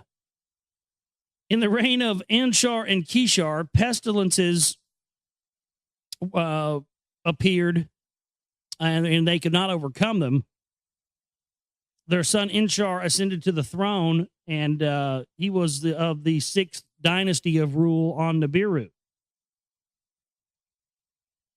His name became Master of the Shar. With great understanding, he was born. So when he was born, he was already, he already had knowledge when he was born. He was born with a great knowledge of something. With much learning, he mastered much knowledge. To remedy the afflictions in the ways he sought to remedy the afflictions of people. And he spent much time studying the orbit of Nibiru. In its looping of the sun, 5 family members embraced the planets of dazzling beauty for cures to the afflictions of their atmosphere. He examined the atmosphere. So they were finding out that people were dying on their planet, and the reason that was because of their atmosphere being depleted. To each he gave a name. Ancestral forefathers he honored as heavenly couples. He considered them. On and Onto were like twin planets. He called the first two that he encountered On and Onto. Beyond Nibiru's orbit were Anshar and Kishar, and they were the largest in size. As a messenger, Gaga among the others, course, sometimes first Nibiru meet. I think Gaga is Jupiter or Saturn or one of those. So there's your occultic reference and your occultic explanation behind Lady Gaga. Oh, you didn't know that? Yeah, that's where they came from. It's all, I mean, come on. She's Italian, too. Give me a fucking break. These guys in the priest class that run the music industry and all this, they're all well aware of this stuff. I mean, in every one of her videos, Lady Gaga's videos, one of her first videos, there's, Sirius in the background to the twin dogs. I mean, there's occultic stuff in every single one of those. That's not there by mistake. And it's not put there by her either. Don't confuse that. The most of the time, the guys in the A&R departments at the major record labels are the ones that are the occultists and are into this. And, they suggest, hey, you should put this in there. And they say, oh, okay, cool, whatever you want, yay. Give me some more Coke and $1 million. I'll do whatever you want. 5 in all were Nibiru's heavenly greeters as the sun it circled. Beyond, like a boundary, the hammered bracelet of the sun encircled. As a guardian of the heavens' forbidden region with havoc, it protected. Other children of the sun, 4 in number from intrusion, the bracelet shielded. The atmospheres of the great 5 greeters Inshar set out to study. So some sort of loop, which interesting because I've just had this story here tonight and already closed out of it, damn it. Let me see if I can get back to it. That's just odd that it's talking about this bracelet that came from the sun that actually protected part of their atmosphere during the time in which it came around. And I have this story here tonight, and I didn't cover it. And I was thinking, I'll just skip that one. Here it is. Kind of seems synchronistic now. Maybe there's a connection to this. It says, it's from the Daily Mail, discovery of magnetic ropes that cause solar storms will help prepare Earth for space weather damage. So they discovered these ropes that precede these solar flares, which should be able to help us be able to understand when these are going to happen and protect against them. And I'll put a link to that in the chat room so you can check it out on your own, but it just seems highly coincidental and seems almost very similar to what they're describing here as this. Maybe it was something about these ropes, as they're calling here in this Daily Mail article. Maybe that's what the bracelet was, shielding the planet. In its repeating orbit, the 5 in Nibiru's loop carefully were examined. The 5 planets in the same orbit as Nibiru were carefully examined. They observed what types of atmospheres that these planets possessed. And with celestial chariots, they intensely were examined. Oh, right. So they sent spaceships to examine the planets closer. That's what it is, celestial chariots. Come on. The findings were astounding. The discoveries confusing. From orbit to orbit, Nibiru's atmosphere seemed to have more breaching. In the councils of the learned, cures were avidly debated. Ways to bandage the wound were urgently considered. A new shield to embrace the planet was attempted. All that was thrust up back to the ground came down. And the councils of the learned, the belching volcanoes were studied. The atmosphere by belching volcanoes that were created by the volcanoes. God, I'm just trying to figure out a way to say this. The atmosphere by belching volcanoes had been created as wound by their diminished belching had come to be. And it just doesn't, So these volcanoes cause their atmosphere, or one of the causes of their atmosphere to be depleted. And it says here that they basically figured out how to make a new invention that would utilize the volcanoes to basically solve their problem. And so they were actually trying to get the volcanoes to keep spewing, even though they wanted them to stop before. Now they were hoping that the volcanoes would start to spew again because whatever solution they come up with needed that to happen in order for it to work. In the reign of Inshar, the breach in the skies grew bigger. It didn't rain. The wind blew harder. And there was no water that came out of the ground. On the lands, there was an accusation the breasts of mothers were dry. In the palace, there was distress, and an accusation therein took hold, as first his wife, Inshar, a half-sister, did espouse by the law of the seed abiding. Ninshar, she was called, who bears the shars of the lady, a son she did not bear. By a concubine to Inshar, a son was born. The firstborn son he was. By Ninshar, first wife and half-sister, a son was not brought forth. By the law of succession, the concubine's son to the throne ascended. The 7th to reign he was. Du-Uro was his royal name, and the dwelling place fashioned its meaning. In the house of concubines, not in the palace, he was indeed conceived. So he was like, he was like the George Bush of his time, I suppose. The bastard son who ascended to power, the more like the Bill Clinton of his time, huh? Yeah. I don't know if they still know who Bill Clinton's dad was. His mom was a dirty, dirty whore. Damn, man. She fucked so many dudes. They didn't know who the fuck Bill's dad was. I think somebody said it was, that guy from Hee Haw. Junior Samples or some shit like that. I think somebody said Junior Samples was his dad, and somebody at Dilly Plaza told me that one time. As his spouse, a maiden from his youth beloved Duru chose, And that's interesting. So Duru, the bastard son who took over power, chose his wife because he loved her, not because she was in the bloodline. Uh-oh. Well, this is interesting, man. This story's starting to get thick. Now we're starting to see why, we need to learn this. This sounds very similar to the history of some of our kings and queens and power structure on earth, doesn't it? Da-Uru was her royal name. She who is by my side was the meaning. Wow, that's kind of a downgrade from, the wife before. What she was like, the one who does something in the sky. This is like, the bitch who stands by my side all the time. Wow, that's just beautiful, man. Wonderful, wonderful poetry there.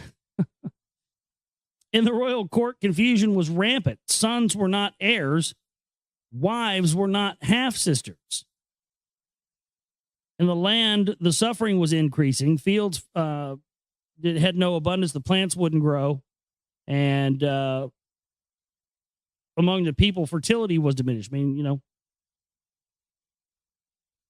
nobody was getting pregnant means nobody was being born, so their population was diminishing fast. In the palace, fertility was absent. Neither son nor daughter was brought forth.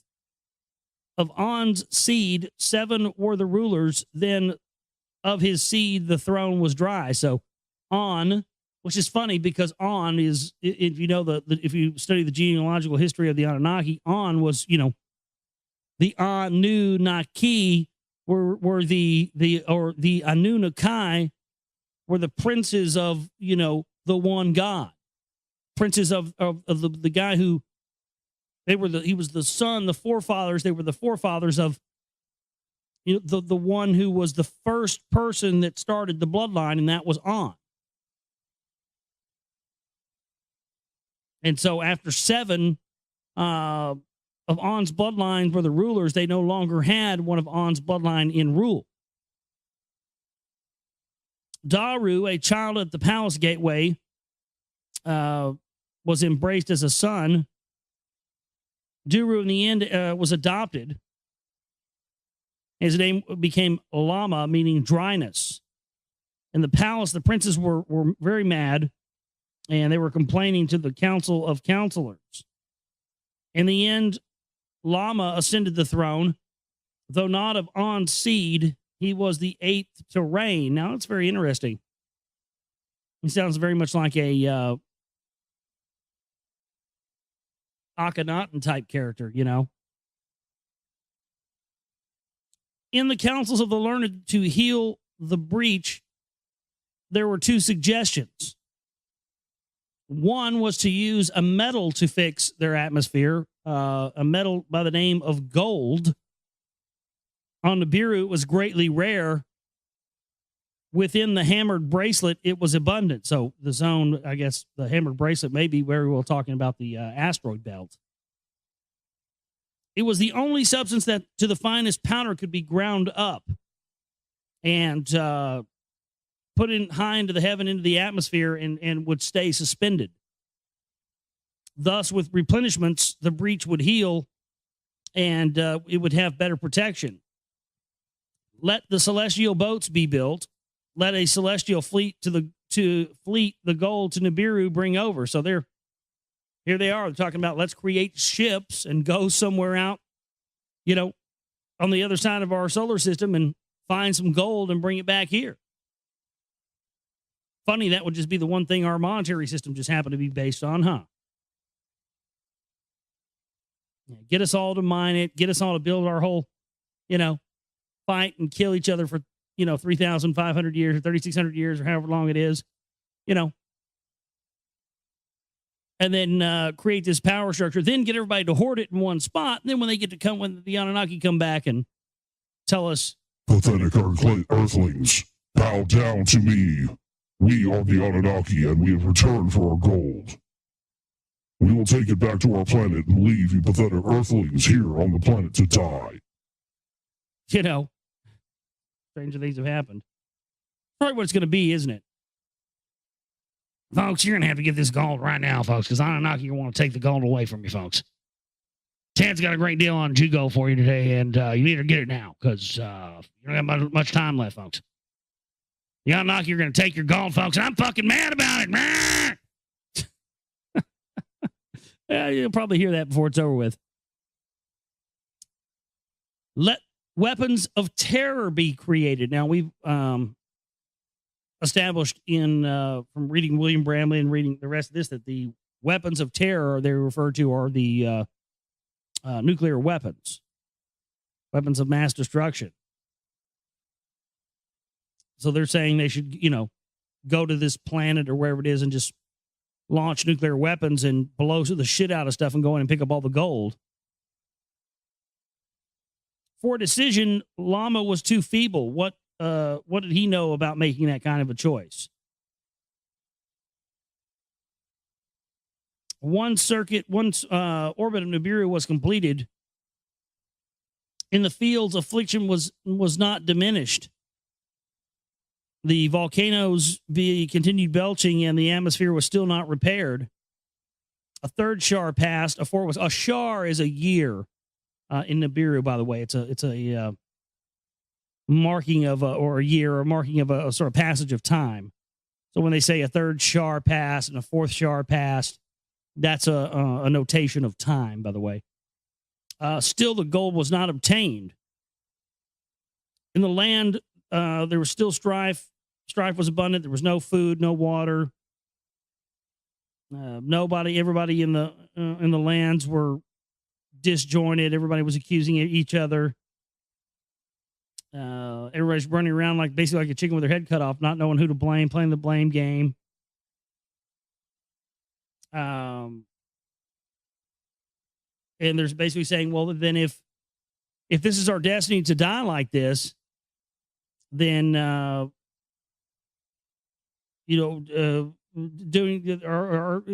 can't really do anything about it. In the royal court, the princes were astir. The king's accusations were directed foolishly, unreasoning, and greater calamities instead of a cure he brought forth. From the olden storehouses, weapons were retrieved. Of rebellion, there was much speaking. A prince in the royal palace was the first to take up arms. And now they're having civil unrest. And they went up to Lama and attacked him. And they killed Lama, the eighth ruler. Lama is no more.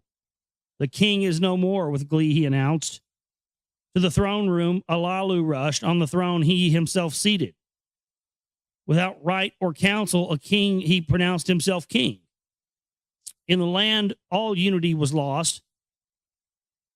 Some rejoiced the death of Lama. Some were saddened by it. Now this is the account of the kingship of Alalu and of the going to earth. So when this guy, what's essentially what they're telling us is that this guy Lama died, and this guy Alalu, who just, wasn't anybody, basically came in and said, I'm not of the bloodline. I'm just a regular person. I'm taking over. And now that I'm taking over and I'm the new game in town, I'm saying that we're going to Earth and we're going to go get the gold there. So there was no talk of going to Earth and mining Earth. That's interesting. By the power structure of people that existed on the throne in Nibiru, there was no talk of even going to Earth to do this until this usurper came in and basically took over the throne by, sheer brute force. He came in, killed the king, took over and became king, and said, we're going to Earth to get the gold to fix this problem. That's very interesting. This is why they say that the Anunnaki, the people that came to Earth and did the things that they did and created humans and all this stuff, were pursued from some of the other inhabitants of Nibiru. They were pursued by other Anunnaki. So that kind of clears that up a little bit, doesn't it? So it wasn't that we were even, invaded or genetically manipulated by people who were, of the royal bloodline. These were basically usurpers. That's kind of an unbelievable thing. In the land, the unity was lost. And many people did not like the kingship of this guy Alalu just coming in and saying, "I'm taking over. I'm the new game in town." You can imagine that.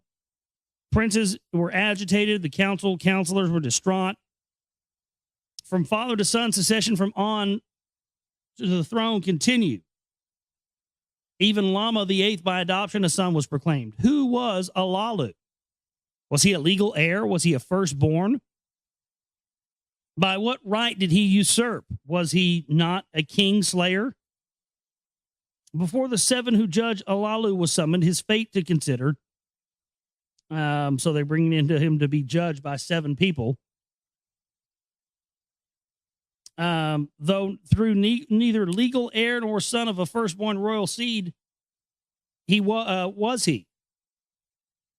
Of Engshargal I am descended before the judges, he claimed, by a concubine. My ancestor was born to him. Elam was his name.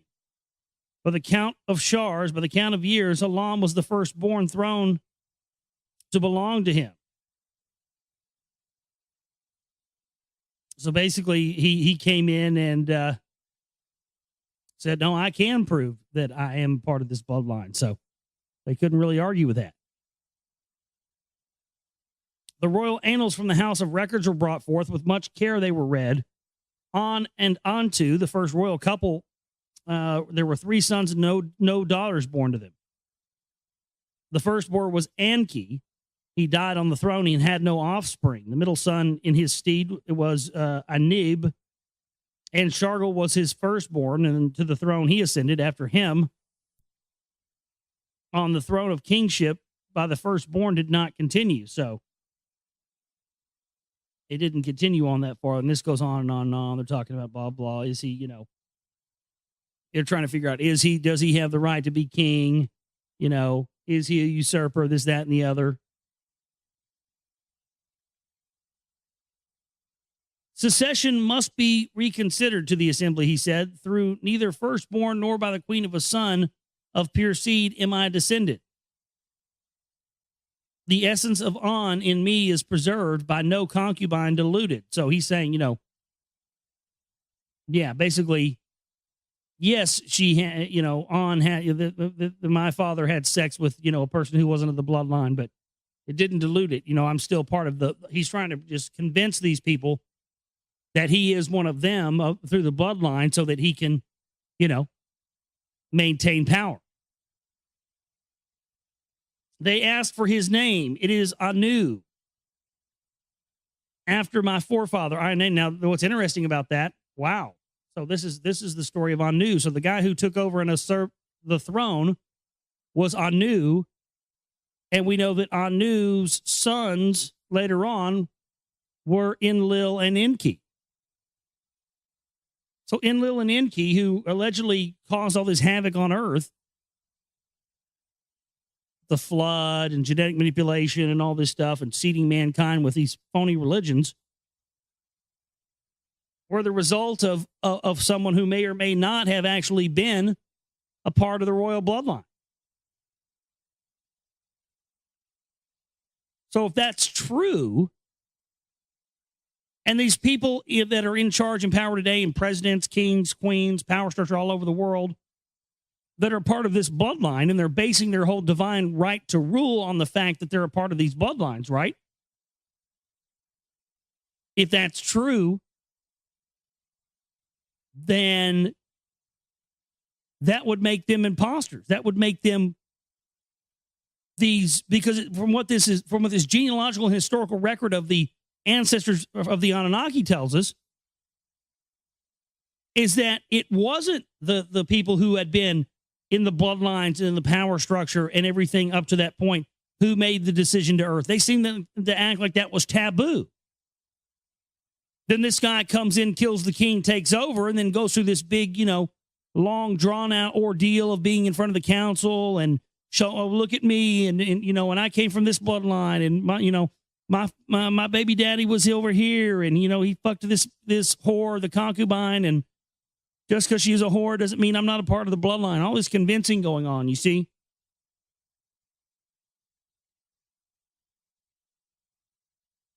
So again, that would make this very, very interesting. That would prove beyond a shadow of a doubt that these people that, oh, maybe that's what's going to happen. Maybe that's why they've been creating space-based weapons. Maybe, they're scared, because if there's something to this, if this is real,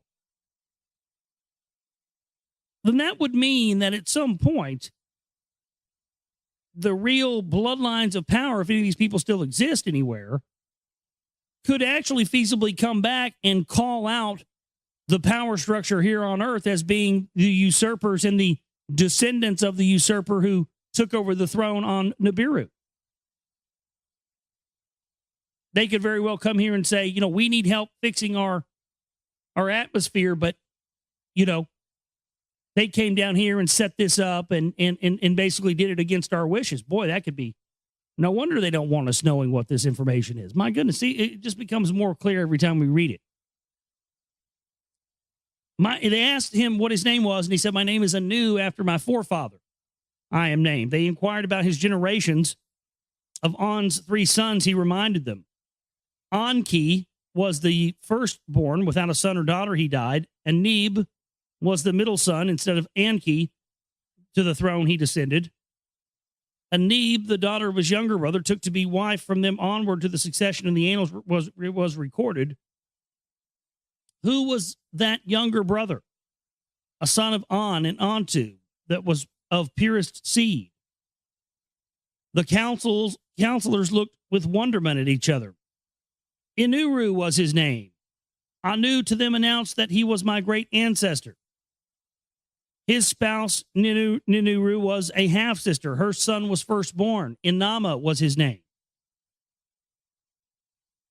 And from the throneship we were removed. From On's pure seed we were not removed. So they basically at some point took out someone who had the right to be in power and tried to say that they weren't a part of the bloodline when they were. Okay. Though by different offsprings of one ancestor we were both descended, let us live in peace together and return abundance to Nibiru. Let me keep the throne. Let you keep the succession. Meaning, all right, well, let's do it like this. You let me stay in charge and have power and get some stuff done. And when I'm done and I'm old and I die, I'll pass it on to you, and then your bloodline can keep it going after that. Nice little compromise to keep everybody happy, huh? To the council words he directed, let Anu, the crown prince, be. Let him be my successor. Let his son my daughter espouse. Let succession be united. Anu bowed before the council, and to the assembly he declared, Alalu's cupbearer I shall be. His successor in waiting, a son of mine, a daughter of his as bride, I shall choose.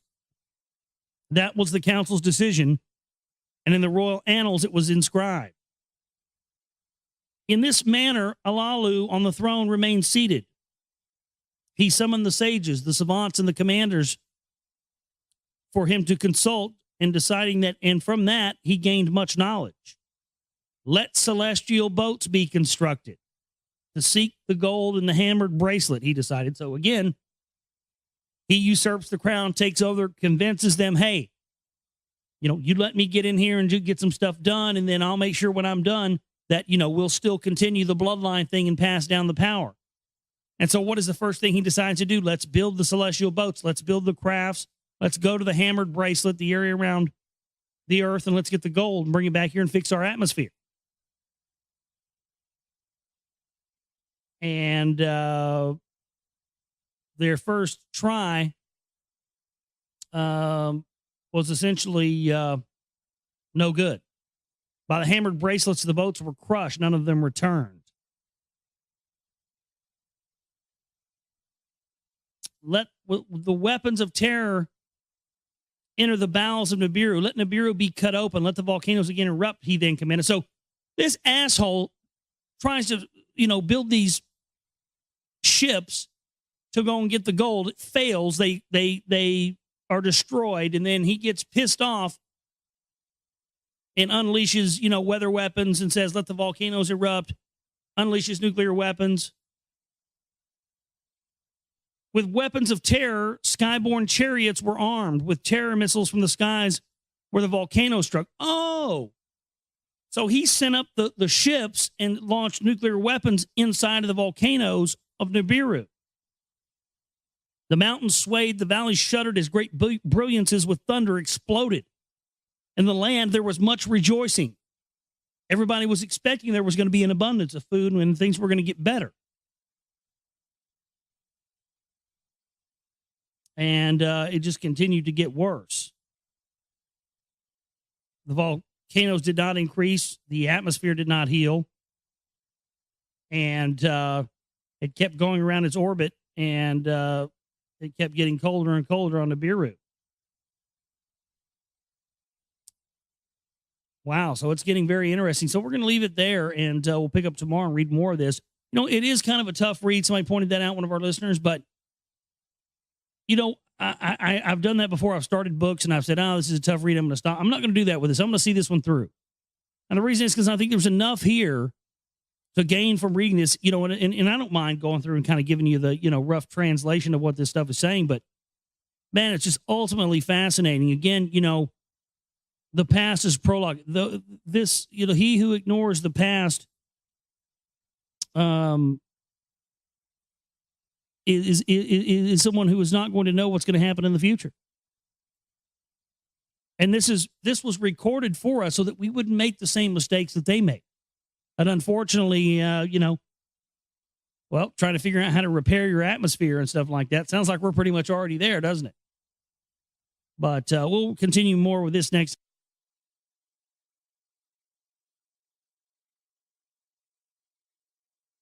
Chapter 40, or page 43, where we left off last night in the Lost Book of Enki. Of rocks and boulders was it together hammered. Like orphans with no mother, they banded together, surging back and forth a bygone destiny they followed.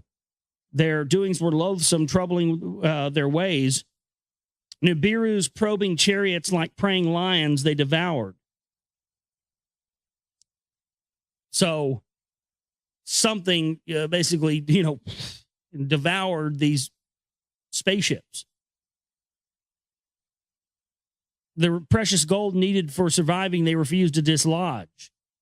The chariot of Alalu toward the hammered bracelet was headlong moving. The ferocious builders in close combat to boldly face. So there was definitely a fight going on here. Alalu, the firestones in his chariot more strongly stirred up. That which shows the way, with steady hands he directed. The ominous boulders against the chariot charged forward like an enemy in battle attacking. Toward them, Alalu shot a death-dealing missile from his spaceship. That's literally what it says. This is towards them, Alalu, a death-dealing missile from the chariot let loose. So he shot a missile out of a spaceship. Then another and another against the enemy. The terror weapons he thrust. So he's shooting nukes. This is great. You know, how come nobody's made a sci-fi movie out of this shit yet? Somebody will now that I've said it. Make billions of dollars, and I wish I would have done it. It always happens to me. As frightened warriors, the boulders turned back, a path for Alalu granting. Like by a spell, the hammered bracelet, a doorway to the king, it opened. That sounds like a Stargate. So a Stargate opened. In the dark deepness, Alalu, the heavens, he could clearly see.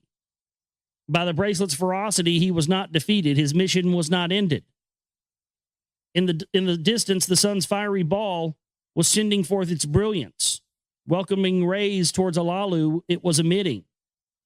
Before it was a red-brown planet on its orbit. The sixth in count of celestial gods it was. Alalu could but glimpse it. On its destined course from Alalu's path, it was quickly moving. Then snow-hued earth appeared, the seventh in the celestial count. So he's getting, you know, he blows up and blows this stuff out of the way, the people that are chasing him. And then, so they're chasing him from Nibiru. He shoots these nuclear weapons, blows them up, and starts making his way towards Earth, presumably to come down and seed us with culture and information and religion and to call himself a god and everything else. Toward the planet, Alalu set his course to a destination most inviting. Smaller than Nibiru was its alluring ball. Weaker than Nibiru was its attracting net, its gravity. Its atmosphere was thinner than Nibiru's, and its clouds were within it swirling. Below, the earth to three regions was divided: snow white at the top and on the bottom, blue and brown in between. Deftly, Alalu spread the chariot's arresting wings around the earth's ball to circle. Again, let's keep in mind this stuff came out of Sumerian clay tablets. You think these people could have just made up perfect descriptions of the earth? It just boggles my mind to people that say that this is hogwash or whatever. I mean, that's 5,000-year-old text. How can you explain that? In the middle region, dry lands and watery oceans he could discern. The beam that penetrates downward he directed Earth's innards to detect. I have attained it, he ecstatically shouted. So right there he tells you he had a beam that he could shoot down to Earth and determine how much gold was there. That's high technology. I have attained it, ecstatically, he shouted. Gold, much gold. The beam has indicated it was beneath the dark-hued region. In the waters it was, too. With pounding heart, Alalu's a decision was contemplating. Shall he, on the dry land, his chariot bring down, penchance to crash and die? Perchance to crash and die? So, will he land on land, or shall he land on the water and risk sinking? Which way shall he survive? Will he the treasured gold discover? In the eagle's seat, Alalu was not stirring. To fate's hands, the chariot he entrusted. Fully caught in Earth's attracting net, the chariot was moving faster. Its spread wings became aglow. Its spread wings became aglow. Was this motherfucker landing in a Klingon bird of prey or something? Jesus Christ. Is that where the fuck they got that at, too? Wouldn't surprise me. Von Braun's Nazis were in on the science advisory board on the original Star Trek series. Fact. It spread its wings. Its spread wings became aglow. He's landing in a bird ship. A fucking Klingon bird of prey. Good Jesus Christ. The Anunnaki are Klingons. Great. No wonder they're dumbasses. Klingons are fucking dumb. Earth's atmosphere was like an oven. Well, yeah, you come in through the atmosphere, you start heating up, motherfucker. Guess you weren't smart enough to know that in advance, were you? I guess you didn't have a nifty little laser beam you could shoot down here to figure that out, now did you? Then the chariot shook, emitting a mortifying thunder. With abruptness, the chariot crashed, and with a suddenness altogether stopping. Senseless from the shaking and stunned by the crash, Alalu wasn't moving. Then he opened his eyes and knew he was among the living. At the planet of gold, he victoriously arrived. Now, this is the account of the earth and its gold. It is an account of the beginning and how the celestial gods were created. In the beginning, when in the above, the gods in the heavens had not been called into being. And in the below, Ki, the firm ground, had not yet been named. Alone in the void there existed Apsu, the primordial begetter. In the heights of the above, the celestial gods had not yet been created. So, see, that's exactly. Celestial gods, the ones that were the hierarchy that was the bloodlines on Nibiru that we talked about earlier, that had that genealogical record. Those are the ones that became the gods. Above and below, the gods had not yet been formed. Destinies were not yet decreed. No reed had yet been formed. No marshland had appeared. Alone did Apsu reign in the void. Then by his winds the primordial waters were mingled. A divine and artful spell Apsu upon the waters cast. On the void's deep he poured a sound sleep. Tiamat, the mother of all, as a spouse for himself he fashioned. A celestial mother, a watery beauty he was indeed. A watery beauty she was indeed. Now, Tiamat is said to be the mother of all, which is supposed to be this other planet that was once in our solar system that was a water planet that looked like a second sun from Earth because of the way the sun reflected off the water on the planet. Beside him, Apsu, little Mumu, then brought forth, as his messenger, he him appointed, a gift for Tiamat to present. A gift resplendent to his spouse, Apsu, granted, a shining metal, the everlasting gold, for her alone to possess. Then it was that the two, their waters mingled, their waters mingled, yeah. You know what it says when their waters mingled, right? And like Jesus turning the water into wine. And how Jesus turned the water into wine, he shot a fat load right in some girl's mouth. Divine children, yeah, really. That's what the water was. The magic water he told them to drink for. Yeah, man, it was semen. A bunch of semen worshipers. Male and female were the celestials created, Lamu and Lahamu by the names they were called. In the below did Apsu and Tiamat make them an abode. Before then they had grown in age and in stature, and the waters above Anshar and Kishar were formed. Surpassing their brothers in size they were, as a celestial couple, the two were fashioned. So hear what they're saying here. They're talking about forming these celestial. They're talking about. He's talking about forming moons and forming things like of that nature and planets. In order for life to be able to flourish on Earth, because if we didn't have a moon, we wouldn't, we wouldn't have any sort of tides or any ability for life to be created. A son, On, in the distant heavens was their heir. Then Onto to be his spouse, and as On's equal was brought forth, as a boundary of the upper waters, their abode was made. Thus were three heavenly couples, below and above in the depths, created by names that were called the family of Apsu. With Mumu and Tiamat they formed. At that time, Nibiru had not yet been seen. The earth was not yet called into being. Mingled were the heavenly waters by a hammered bracelet. They were not yet separated. At that time, circuits were not yet fully fashioned. Oh, so that even, okay, well, that's interesting. That tells you right there. They're talking about forming planetary systems. I've talked about this and speculated about this for a long time. That I believe that at some point during one of these cataclysms, the earth was re-terraformed. I think that's what these guys have been doing. They've been going around terraforming planets forever. And that's kind of what it's talking about here. I mean, that is what it's talking about here. I mean, it says at that time the circuits were not yet fully fashioned. Well, the circuits, we know, they're referring to orbits.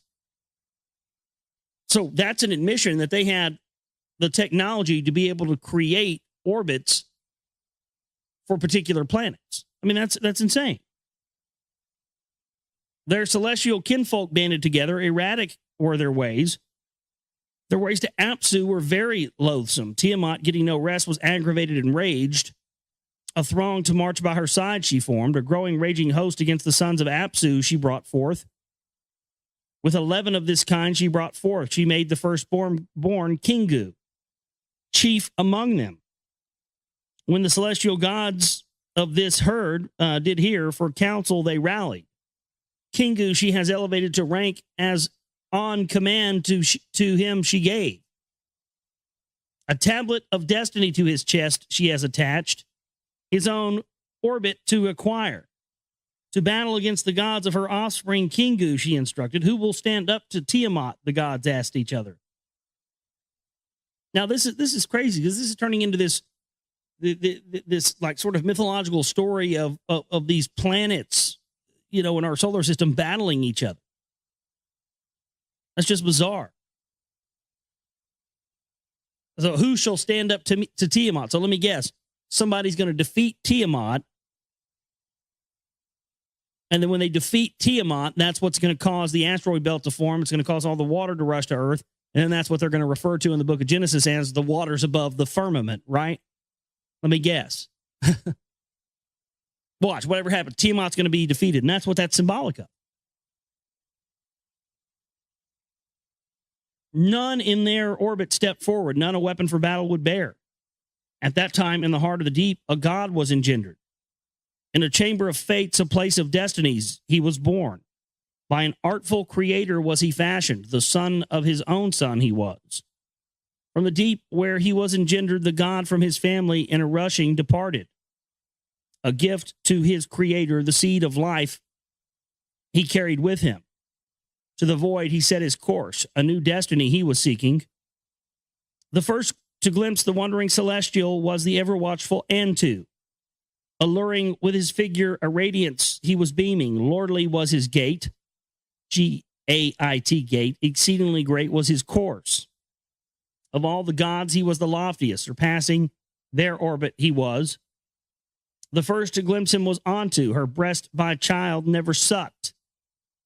Her breast by child never sucked. I bet there's an anagram in there, Alice. Come be my son, she called to him. Let me your mother become. She cast her net and made him welcome, and made his course for the purpose suited. Oh, whoa, nice orbit, pulling in something in the orbit there. Her words filled the newcomer's heart with pride. The one who would nurse him made him haughty. His head to double size grew larger. 4 members at his side he sprouted, and his lips, he moved his lips in acceptance. A godly fire from them blazed forth. See, this is talking about, probably Jupiter forming.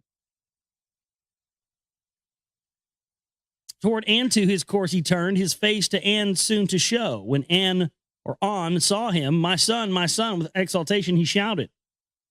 To leadership you shall be consigned. A host by your side will be your servants. Let Nibiru be your name, as crossing forever known. He bowed to Nibiru, turning his face at Nibiru's passage. He spread his net for Nibiru. 4 servants he brought forth. So this is saying that the gods themselves are the planets, and the planets themselves are the gods. As in, they are conscious, and in each of the planets are actually living entities that are conscious. That would have unbelievable implications for our planet and all planets, wouldn't it? But that's what they're saying here.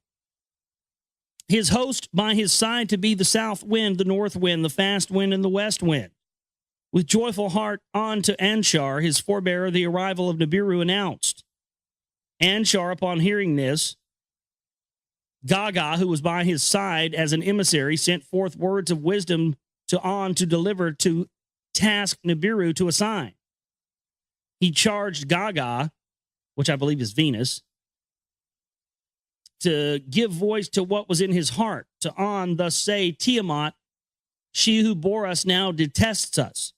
She has set up a warring host. She is furious with rage. Against the gods, her children, 11 warriors, march by her side. Kingu, among them, she elevated. A destiny to his chest she attached without right.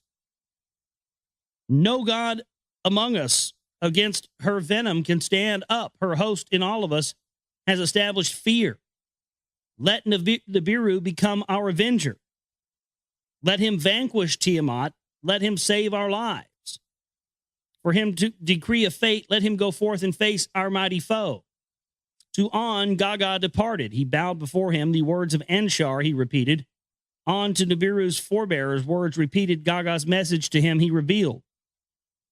To the words Nibiru with wonder listened. Of the mother who would her children devour, with fascination he heard. His heart, without saying, to send out against Tiamat, he had already prompted. He opened his mouth to An, and Gaga said, if indeed I am to vanquish Tiamat, to save your lives, then convene the gods to assembly and proclaim my destiny to be supreme. Let all the gods agree in council to make me the leader and bow to my command. When Lamu and Lahamu heard this, they cried out with anguish. Strange was the demand, its meaning cannot be fathomed. Thus they said, the gods who decree the fates with each other consulted. To make Nibiru their avenger, they all agreed. To him an exalted fate decreed. From this day on, unchallengeable shall be your commandments. To him they said, no one among us gods shall transgress your bounds. And we're about to pick up, it's about to get into the celestial battle. So I'm going to read this little bit and stop before it gets to the celestial battle. Go, Nibiru, be our avenger. They fashioned for him a princely circuit towards Tiamat, a orbit, They gave Nibiru blessings. They gave Nibiru awesome weapons. Anshar, 3 more winds of Nibiru brought forth, the evil wind, the whirlwind, and the matchless wind. Kishar, with a blazing flame, filled his body, a net to enfold Tiamat there within. Thus, ready for battle, Nibiru toward Tiamat directly set his course. So this is talking about this, the battle of the gods and the gods being planets and what led to that. So we know, as we already know, that Tiamat is going to be destroyed. That becomes the asteroid belt. The water comes rushing down to Earth, covering much of the land on Earth with water. It was already covered with a great deal of water, but that's where the rest of it came in. And that would lead us to the next timeline of them starting to use genetic manipulation and start to use mankind as a slave race. This is fascinating stuff. It's one thing to, already have an idea of this stuff being there, but man, oh man, it's totally different when you really start to look at it in this way. And I'm glad we're reading this, and I'm glad we're starting to get some information on some of these, anagrams. Now, this is the account of the celestial battle. We had the lead up to that last night, so tonight we're going to actually have the battle and how the earth came to be and of Nibiru's destiny. The Lord went forth, his fated course he followed. Toward the raging Tiamat, he set his face, a spell with his lips he uttered. So this is interesting that these people, they seem to be, these gods are using spells and they're using magic. And Tiamat, of course, we know this is the battle of the planets, the account of the celestial battle, meaning the battle of the planets. And Enki talks about these planets being gods, which is funny. Yeah, somebody was talking about that email we got from some crack nut a few months ago saying, all the planets are Satan. Oh, my God. Suck Satan's cock, bitch. Oh, my goodness. And so, again, this is, bear in mind when we're talking about here in this segment that this is supposedly a planetary battle between gods, the planets themselves being gods and battling. And, of course, we know what the outcome that's going to be. The destruction of Tiamat, which was allegedly this water planet that, when viewed from Earth, made it appear from Earth that there were 2 suns because it was a water planet and the sun shining on it made it reflect. So it looked like a second sun. And supposedly it was blown up. The pieces of it became the asteroid belt, and all the water came rushing down to Earth, causing the Great Deluge. And so this is essentially what this is going to be talking about right here. Toward the raging Tiamat, he had set his face, a spell with his lips he uttered. As a cloak for protection, he, the pulsar, and the emitter put on. Pulsar and emitter, so that's like, this sounds like high technology, doesn't it? I mean, again, you have to understand that this is talking about very, very advanced technology, advanced beyond what we even have right now in 2011, way, way beyond that. With a fearsome radiance, his head was crowned. On his right, he posted the smiter. On his left, the repeller he placed. These, some sort of laser weapons, it sounds like. This is just insane. The 7 winds, his host of helpers, like a storm he sent forth. Toward the raging Tiamat he was rushing, clamoring for battle. The gods thronged about him, then from his path they departed. To scan Tiamat and her helpers alone he was advancing. The scheme of Kingu, her host commander, to conceive. When he saw vigilant Kingu, his vision became blurred. As he gazed upon in the direction of the monsters, he was distracted, and he got off course, and he was confused. Tiamat's band tightly encircled her. With terror they trembled. Tiamat gave a shudder to her roots, and a mighty roar she emitted. On Nibiru, she cast a spell and engulfed him with her charms. The issue between them was joined. The battle was unavoided. Face to face they came, Tiamat and Nibiru against each other. They were advancing. They approached for battle, and they pressed on for single combat, meaning one-on-one, man-on-man. The Lord spread his net to encompass her. He cast it. With fury, Tiamat cried out like one possessed. She lost her senses. The evil wind which had been behind him, Nibiru drove forward. In her face, he let it loose.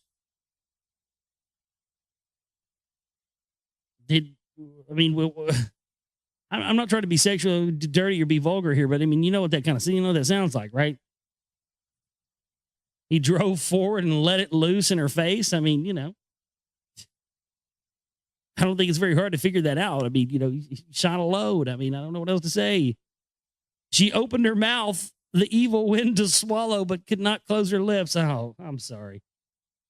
The evil wind charged her belly into her innards. It made its way. Yeah. I mean, this is totally what this is meaning. Okay. Wow. So this is the ejaculation of the gods into the mouths of the god. This is dirty, man. This is triple X. The FCC would have a major problem with this if this was on terrestrial radio. Nibiru drew forward. Nibiru drove forward. In her face, he let it loose. She opened her mouth, the evil wind to swallow, but could not close her lips. The evil wind charged her belly. Into her innards it made its way.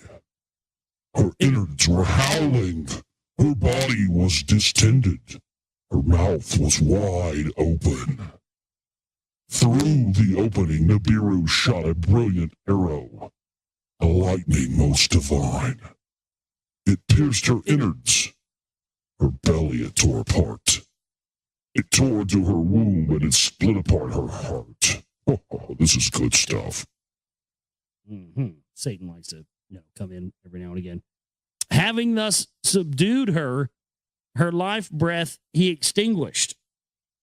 The lifeless body surveyed, like a slaughtered carcass Tiamat now was. Beside their lifeless mistress, her 11 helpers trembled with terror. In Nibiru's net they were captured, unable to flee. Kingu, who by Tiamat was made the host chief, was among them. The Lord put him into fetters. To his lifeless mistress he bound him. He wrestled from Kingu the tablets of destinies unright. Well, that would mean that he made Tiamat be in orbit. It didn't get destroyed. That's all. That's kind of odd. Stamped it with his own seal and fastened the destiny to his own chest. The others of Tiamat's band, as captives he bound in his orbit, he ensnared them. So he's making them his planets by ensnaring them in his orbit. He trampled them underfoot and cut them up into pieces. He bound them all to his orbit. To turn around them, he made and to rotate backwards in course. So he made them have a reverse orbit. From the battle of Nibiru, then departed. To the gods who had appointed the victory to announce, he made a orbit around Apsu. To Kishar and Anshar, he journeyed ahead. Gaga came out to greet him as a herald to the others he journeyed. Beyond An and Antu, Nibiru to the abode in the deep he proceeded. The fate of lifeless Tiamat and of Kingu he then considered. To Tiamat, whom he had subdued, the Lord Nibiru then returned. He made his way to her, paused to view her lifeless body, and to artfully divide the monster in his heart that was planning something. Then, as a muscle into two parts, he split her. Her chest from her lower parts he separated. Her inner channels he cut apart. Her golden veins he beheld with wonder. Trotting upon her hinder part, the Lord, her uppermost part completely severed.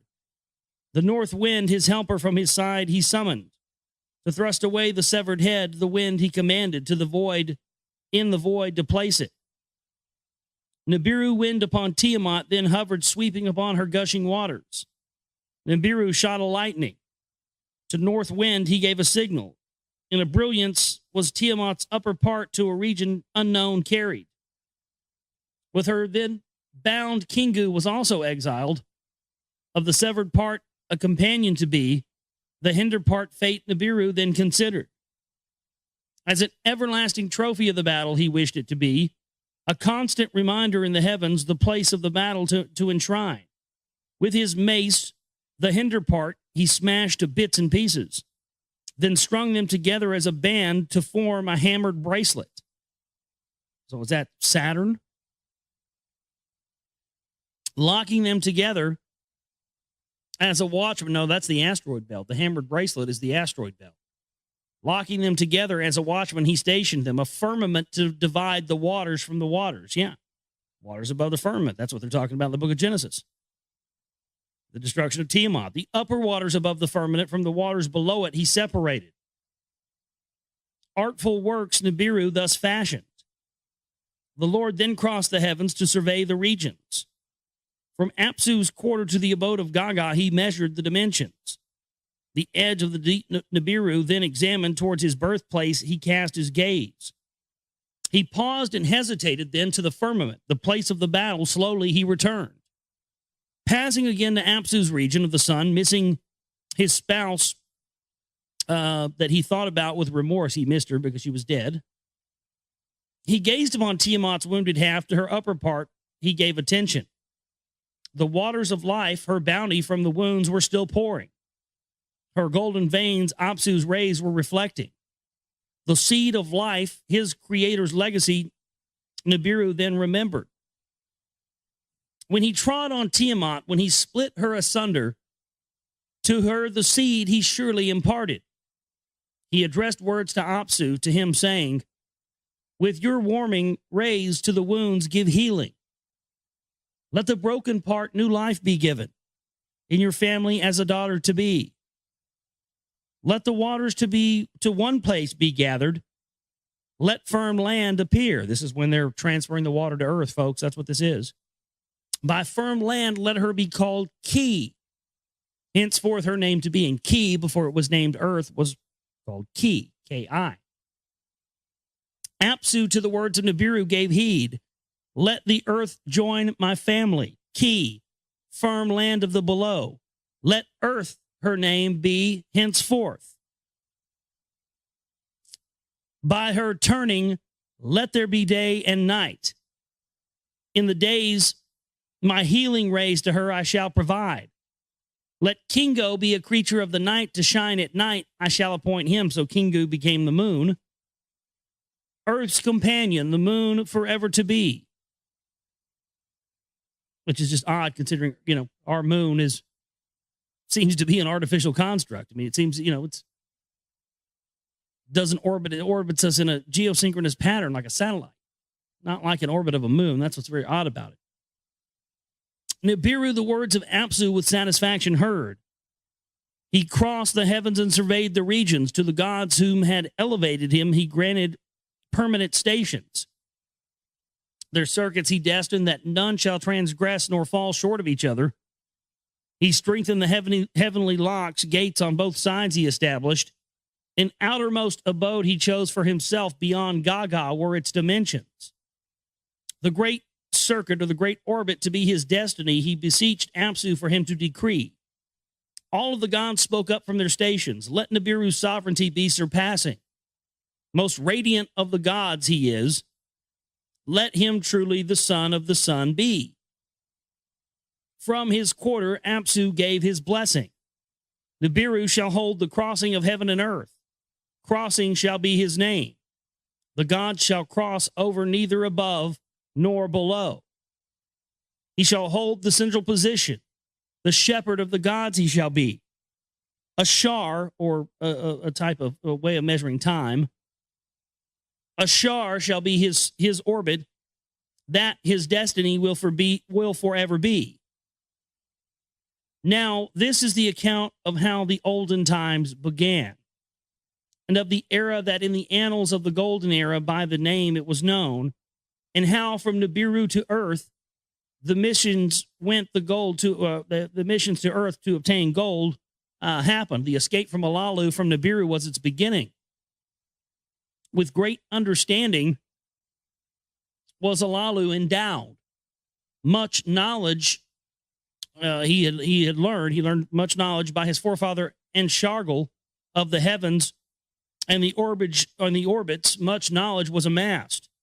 by Inshar was acknowledged, greatly augmented. Of that, Alalu made much learning with the sages he discoursed, savants, and commanders he consulted. Thus was the knowledge of the beginning ascertained that Alalu had learned. The gold in the hammered bracelet was the confirmation. The gold in the hammered bracelet of gold in Tiamat's upper half was the indication. At the planet of gold, Alalu victoriously arrived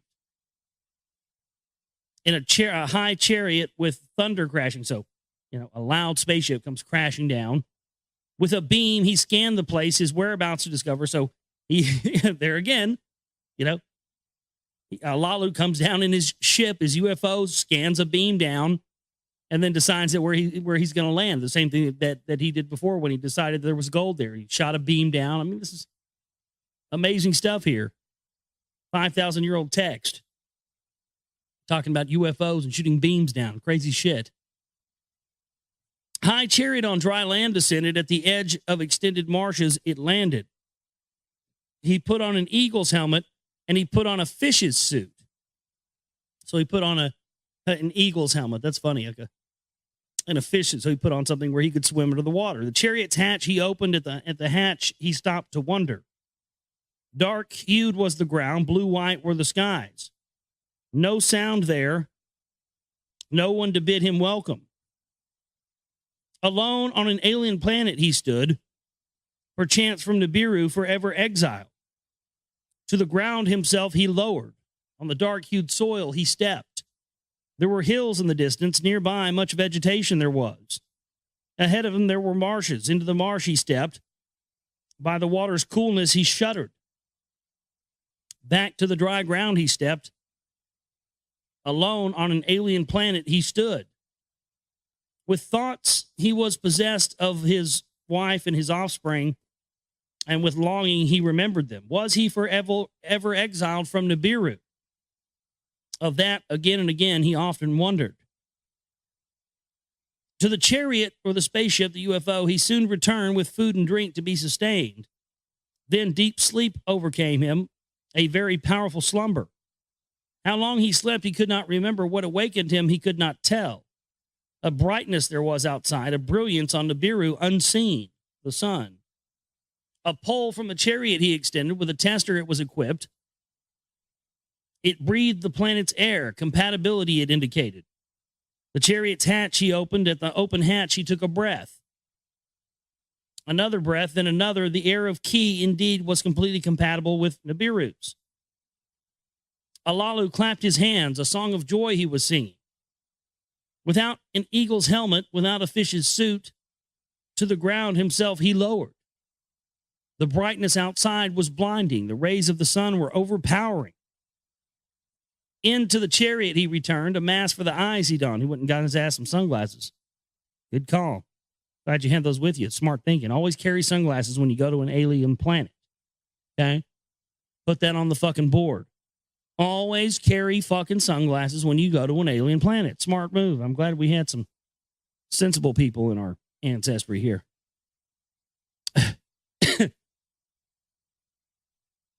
He picked up a weapon that he carried with him, and he picked up a handy sampler. What's a handy sampler? Got a little bit of everything in there. Oh, I got a gun. I got me a laser beam. I got me a tractor beam. I got all kinds of stuff in here, man. To the ground he himself lowered. On the dark-hued soil he stepped. He made his way towards the marshes. Dark green were the waters. By the marsh's edge there were pebbles. Alalu picked up a pebble and thrust it into the marsh. In the marsh, a moving his eyes glimpsed. The waters were filled with fishes. Into the marsh, the sampler he lowered and looked at the murky waters. For drinking the water, it was not fit. Alalu was greatly disappointed. He turned away from the marshes in the direction of the hills he went. He made his way through the vegetation. Bushes gave way to trees. This place was like an orchard. The trees with fruits were laden with fruits.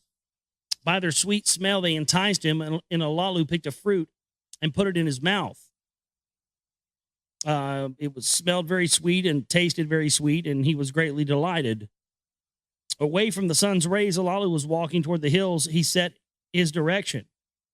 Among the trees, a wetness under his feet, he sensed, a sign of close-by waters.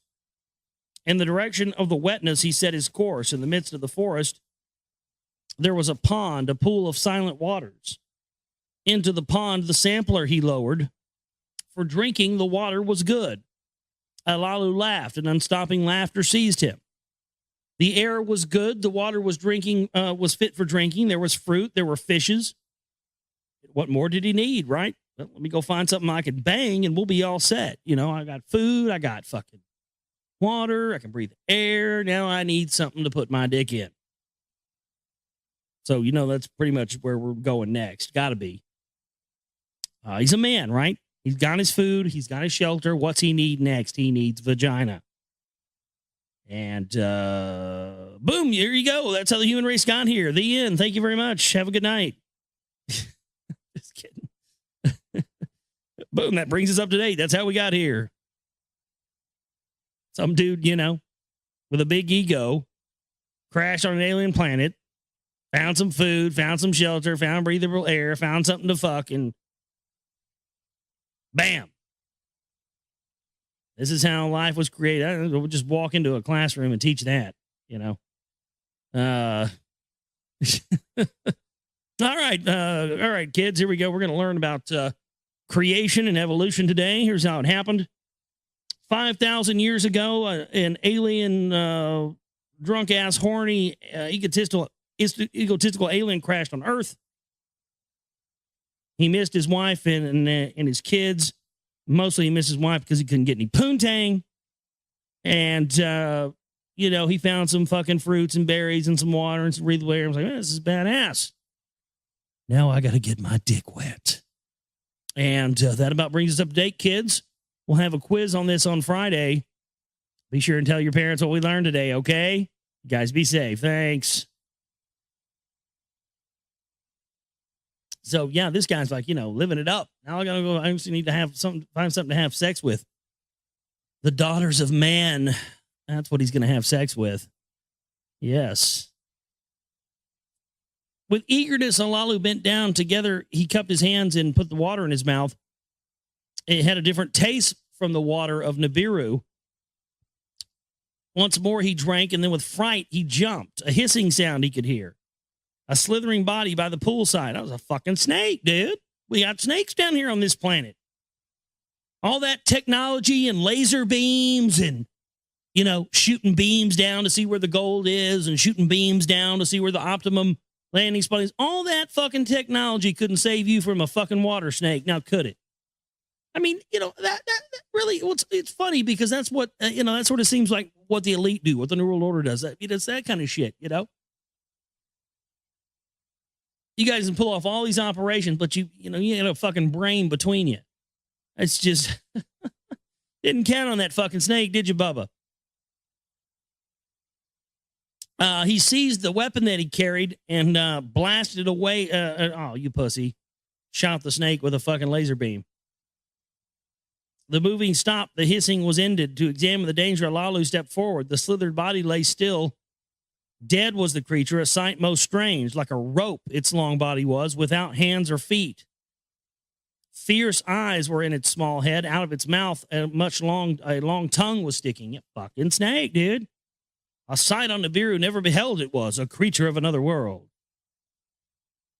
Was it the orchid's guardian? Alalu by himself pondered. Was it the water's master himself, he asked. In his carried flask, he collected some water and made his way back to his flying saucer. The sweet fruits he also picked and took them back to the flying saucer as well. The brightness of the sun's rays were greatly diminished. Darkness it was. So he crashed out in the UFO. The shortness of the day, Alalu pondered. Its shortness amazed him. So not used to our orbit, so the days are much shorter. So you age a lot quicker. From the direction of the marshes, a cool lightness on the horizon was rising. A white-hued ball in the heavens was rising. Kingu, the Earth's companion, he now beheld. What in the accounts of the beginning his eyes, the truth could now see? The planets and their orbits, the hammered bracelet, Ki, the Earth, Kingu, its moon, were all created, all by names that were called, names were called. In his heart, Alalu knew one more truth that needed to be holding. The gold, the means of their salvation, needed to be found. If truth be in the beginning tales, if by the waters the golden veins of Tiamat were washed, in the waters of Ki it's cut off half, gold must be found. So essentially now I understand what they were saying.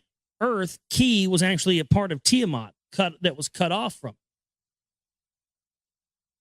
Very interesting. It's not really what you hear oftentimes in the research community and stuff. Very, very interesting stuff. With hands unsteady, Alalu, the tester, dismantled the chariot's pole. With trembling hands, he donned the fish suit. The fast arriving daylight eagerly awaited him. He left the chariot, the UFO, at daybreak and quickly stepped into the marshes. Into the deeper waters he waded. Into the tester, into the waters he inserted. Its illuminated face he eagerly watched. In his chest, his heart was pounding. I mean, it's funny. Its illuminated face, it literally is describing this, device having a screen on it. You're going to sit here and tell me some guy 5,000 years ago in Samaria just made that up? I mean, if you don't believe anything else, I mean, the idea that he's, looking at an illuminated face of this tester, wondering what it's going to tell him. I mean, that's a screen. How did that guy know to describe a fucking LCD screen or a display screen 5,000 years ago? I mean, that question alone, out of all of this, should have everybody in the scientific community wondering what's going on here. Its illuminated face he eagerly watched. In his chest, his heart was pounding. The water's contents was indicated by the tester by symbols and numbers its findings disclosed. So right there, he's looking at a screen. Then Alalu's heartbeat stopped. There is gold in the waters, the tester was telling him. Unsteady on his legs, Alalu stepped forward. Deeper into the marshes he made his way. Again, the tester into the waters he inserted, and again the tester announced that he had found gold. A cry of triumph from Alalu's throat emanated. Nibiru's fate in his hands was now in his hands. He made his way back to the UFO. He took off the fish suit and occupied the commander's seat. The tablets of destinies that knows all orbits he enlivened to Nibiru's orbit to find the direction. The speaker of words he stirred up toward Nibiru the words to carry. Then to Nibiru words he uttered. Thus he was saying, the words of the great Alalu to Anu on Nibiru are directed. On another world am I. The gold of salvation I have found. The fate of Nibiru is in my hands. To my conditions you must give heed. So right there, he's basically blackmailing them. He's saying, I found it. I found the gold. I found what can save our planet. How badly do you want it? Because if you want me to come back and save our planet, then you're going to have to, when I come back and bring it, I'm king and I get to be in charge. And, because, hey, I'm the one doing the hard work, all the work, right? So that's the end of the second tablet of the Lost Book of Enki. And tomorrow on the show, we'll get into the third tablet. Well, the synopsis of the third tablet, which is coming up next. And then obviously the third tablet after that. So I guess next we're going to be getting into him finding, the daughters of man and getting his groove on and doing a little, genetic crossbreeding to create slaves to mine the gold. Fascinating stuff here. Lost Book of Enki. Again, I don't always read everything that I read, and always stuff I always agree with. I'm not reading this because I endorse it or I agree with it. I'm just reading it because it's highly interesting, and we are, I think, by reading it like this and sort of dissecting it and going through it day by day and page by page, I think it gives us all, myself included, you, more of an opportunity for us to decide for ourselves what's bullshit and what's not, instead of somebody just telling us, oh, Zechariah Sitchin, he's, CIA, and yeah, he was, blah, blah, whatever, but still, Let's decide that for ourselves. Let's go through this. Let's see if we can get anything out of it. We'll call what's bullshit, and we'll take the rest and go about our own merry way. We don't have to fucking bind anything or support, this clown or his ideology, what he stood for, or anything else. But the fact of the matter is, the reason why we've been told not to look at this is because this is indeed what mankind is supposed to know, so we don't repeat those same vicious cycles. And with the knowledge of this stuff, mankind would know that this happened in the past and this is where we're heading, and we would pull ourselves out of that before we had a chance. That's why they will not let us have this info. And that, again, is why the whole, operation of the phony controlled patriot movement, truth movement was set up. Because they knew when people started looking towards conspiratorial topics, they'd eventually get into this stuff. But that's why you hear Alex Jones, oh, folks, that stuff's a distraction. Talk about the bankers, folks. Just quacking it up. Running block, being the cock block for the priest class. Keep on doing it, Bubba. People are awake now.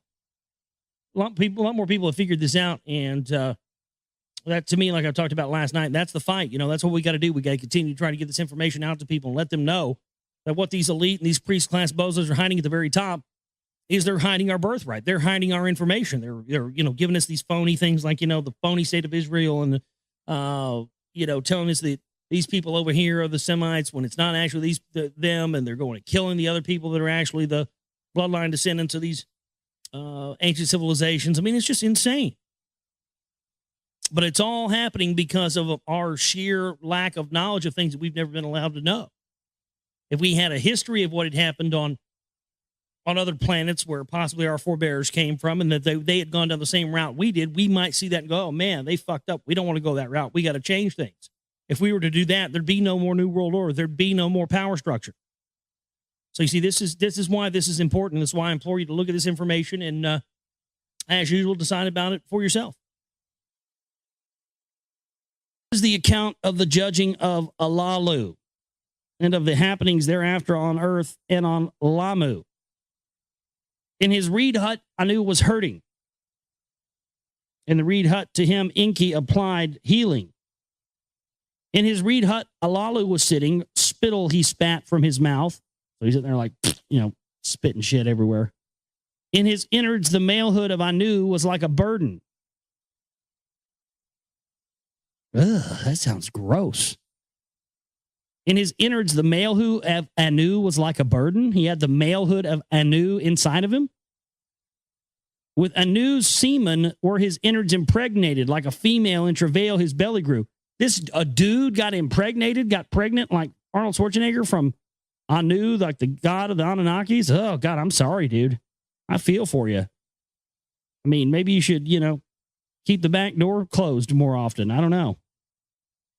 Ugh, this is some sick stuff in here. On the third day, Anu's pain subsided. His pride was greatly hurting. To Nibiru, I wish to return. Yeah, get me out of here with these ass fuckers, please.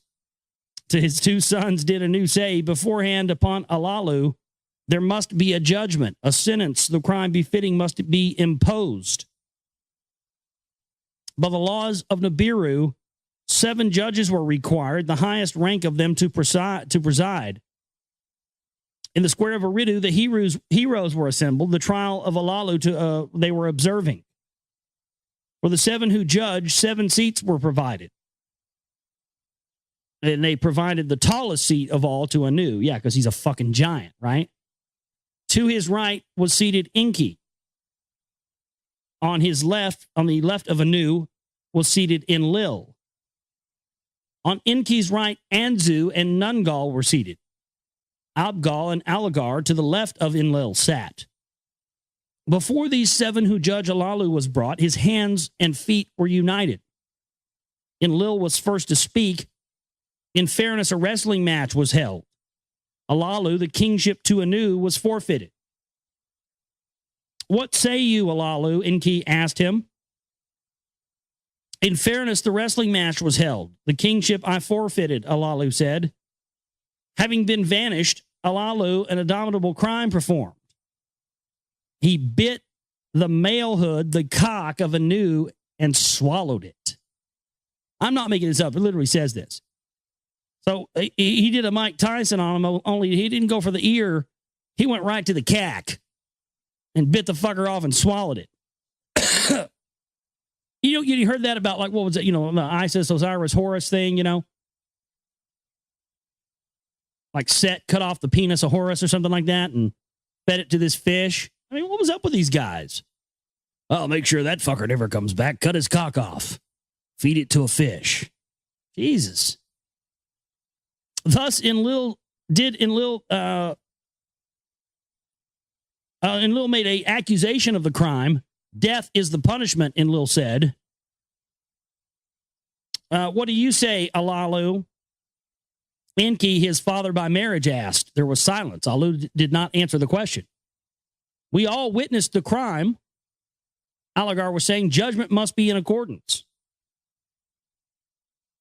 If words you wish to utter, speak before the judging, Enki to Alalu said. In the silence, Alalu slowly began to speak. On Nibiru, I was king. By right of succession, I was reigning. Anu was my cupbearer. The princes he aroused.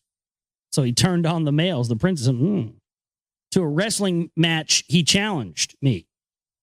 For 9 counted orbits, I was king on Nibiru. To my seed, kingship belonged. On my throne sat Anu himself. To escape death, I made a dangerous journey to the distant earth. For the salvation of Nibiru, I, Alalu, discovered the alien planet. Return to Nibiru I was promised, in fairness the throne to regain.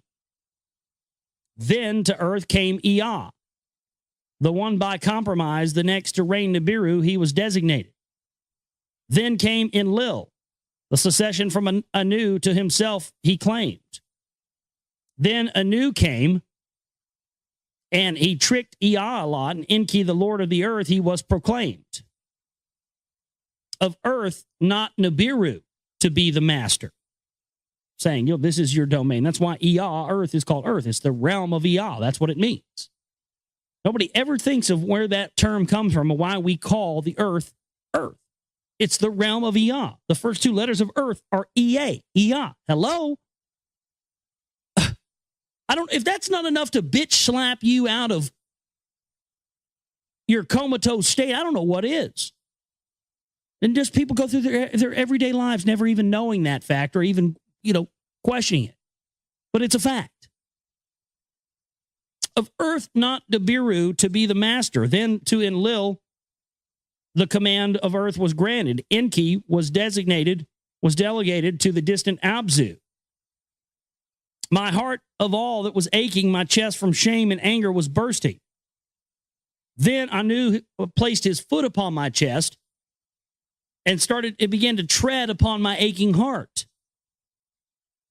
In the silence, Anu spoke up. By royal seed and law, by fair wrestling, did I gain the throne. My malehood you bit off and swallowed. My offspring line to discontinue. Enlil spoke up. To the crime the accused admitted, let the judgment come. Let the punishment be death. Death, said Alagar. Death, said Abgal. Death, said Nungal. Death to Alalu by itself will be coming. What he had swallowed in his innards, death will bring. Enki said, let Alalu rest of his days on earth be imprisoned. Anzu was saying that their words Anu was contemplated. Anger and pity engulfed both of them. To die in exile, let this be his judgment, Anu was saying. So in other words, banish him to earth. And that would tie into the whole thing we were talking about earlier. They banished Alalu to earth and then created the etherical barrier the Valent radiation belts around him here. At least that's how I understand it. Very interesting. We'll see if this indeed tells us that. That's what I understand, though. In amazement, the judges at each other glanced. What Anu was saying that they wondered, neither on earth nor on Nibiru shall the exiling be, Anu was saying. On the way there is the Lamu planet. With waters and an atmosphere it is endowed. Enki, as Ea, thereon made a pause of it as a way station, I have been thinking. That's supposedly supposed to be Mars, I believe. The way station was Mars, from what I understand. Its net force is less than that of Earth, forceful, an advantage and wisdom to be considered. In the celestial chariot, Alalu shall be taken. On my departing from Earth, with me he shall make the journey. Around the planet Lamu we shall make the orbit. To Alalu a sky chamber we shall provide. To the planet Lamu in it he will be descended. Alone on a strange planet in exile he shall be. His days to his last himself shall count. Now, this, what did he refer to it as? The sky chamber? Could that possibly be what, this guy found on Mars? Could that be what the face on Mars is? Highly interesting that, they would banish him there, the way station. We know that they referred to the Mars as the way station. Very interesting that we have Cydonia on Mars, which is what ancient Mesopotamia, what is now Iraq, used to be called. Iraq, Cydonia, Mesopotamia. It's located on the 33rd degree parallel on Earth. Cydonia on Mars is also located on the 33rd degree parallel, and that's where these pyramids on Mars are also located. It's very likely that that's what that was. Thus did Anu utter the words of judgment. In solemnity, the words were intended. By unanimity, it was a unanimous decision, let's just say that, to impose this judgment upon Alalu. In the presence of the heroes, it was announced. Let Nungal be my pilot to Nibiru. There from chariots bearing heroes again to earth to pilot. Let Anzu join for this journey so that he can take charge of the descent to Lamu. Oh, Lamu will be in charge of the descent down to the planet. So did Anu commandments utter. On the morning they departed, they were ready. All who departed by boats to the chariot were ferried. A place for landings on firm soil you must prepare, Anu to Enlil was saving. How Lamu as a way station to utilize the plans to utilize this you should be making. There were farewells, both joy and sorrow. Limping, Anu was limping when he embarked on his chariot. He had his hands, with his hands he tied Alalu, and then drug him into the chariot, the spacecraft. Then to the heavens the chariot soared up, and the royal visit had ended. They made an orbit around the moon, and Anu was enchanted by the sight of the moon. Toward the red-hued Lamu, which is, again, Mars. They say here it's red-hued. There you go. And they circled around it twice. Lower towards the strange planet they came, mountains, sky high, and tears in the surface, they noticed. Where Ea's chariot had once landed, they saw that it was located by a lakeside. Slowed by Lamu net power in the chariot, the sky chamber, they readied. Anzu, its pilot, then unexpected words said to Anu, with Alalu to the firm soil of Lamu I shall descend. With the sky chamber to the chariot to return, I wish not. So he's saying he wants to stay down there with him. With Alalu on the strange planet I shall stay. Until he dies, I shall protect him. When he dies of his innards poison, as befits a king, him I shall bury. As for me, I shall have made my name. Anzu, they will say, against all odds, to a king in exile, a companion he was. He saw things by others unseen. On a strange planet, he faced unknown things. Anzu, they will to the end of time shall say, has fallen like a hero. There were tears in the eyes of Alalu. There was amazement in the heart of Anu. Your wish shall be honored. To Anzu, Anu said, hereby let a promise by me to you be made. By my raised hand to you I this swear. On the next journey a chariot by Lamu shall circuit and orbit. Its skyship to you shall descend. If alive it shall find you, the master of Lamu you shall be proclaimed. So he's making him the king of Mars here. When a way station on Lamu's shell has been established, its commander you shall be. Anzu bowed his head. So be it. To Anu he said. Into the sky chamber Alalu and Anzu were ushered. With eagle's helmets and fish's suits they were provided. Meaning suits they could fly in space in and suits they could go underwater in. With food and tools they were supplied. From the circling chariot the sky ship left and departed. Its descent was what they watched its descent from the ground. Then from view it disappeared, and the chariot to Nibiru continued.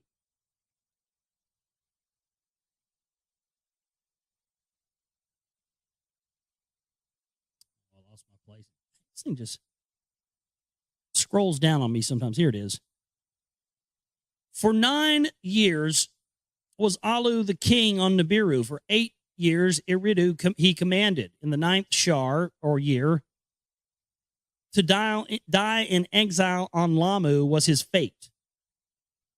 Now, this is the account of the return of Anu to Nibiru. So this is a new segment we're starting here, a new part, the account of Anu's return to Nibiru. And how Alalu on Lamu was buried, how Enlil on earth the landing place built. On Nibiru, for Anu, there was a joyous welcome. Anu gave his account to the council and the princes of what had happened. Neither pity nor vengeance from them all he sought. To discuss the tasks ahead of them, he instructed them all. And he outlined a great vision that he had. He assembled a great vision to let the council know about. He wanted to establish way stations from Nibiru to Earth and have all of the sun's family in one kingdom. The first on Lamu to be fashioned, the moon for the plans he also considered, and the other planets or their circling host stations to set up. So he wanted to set up stations on moons on other planets as well.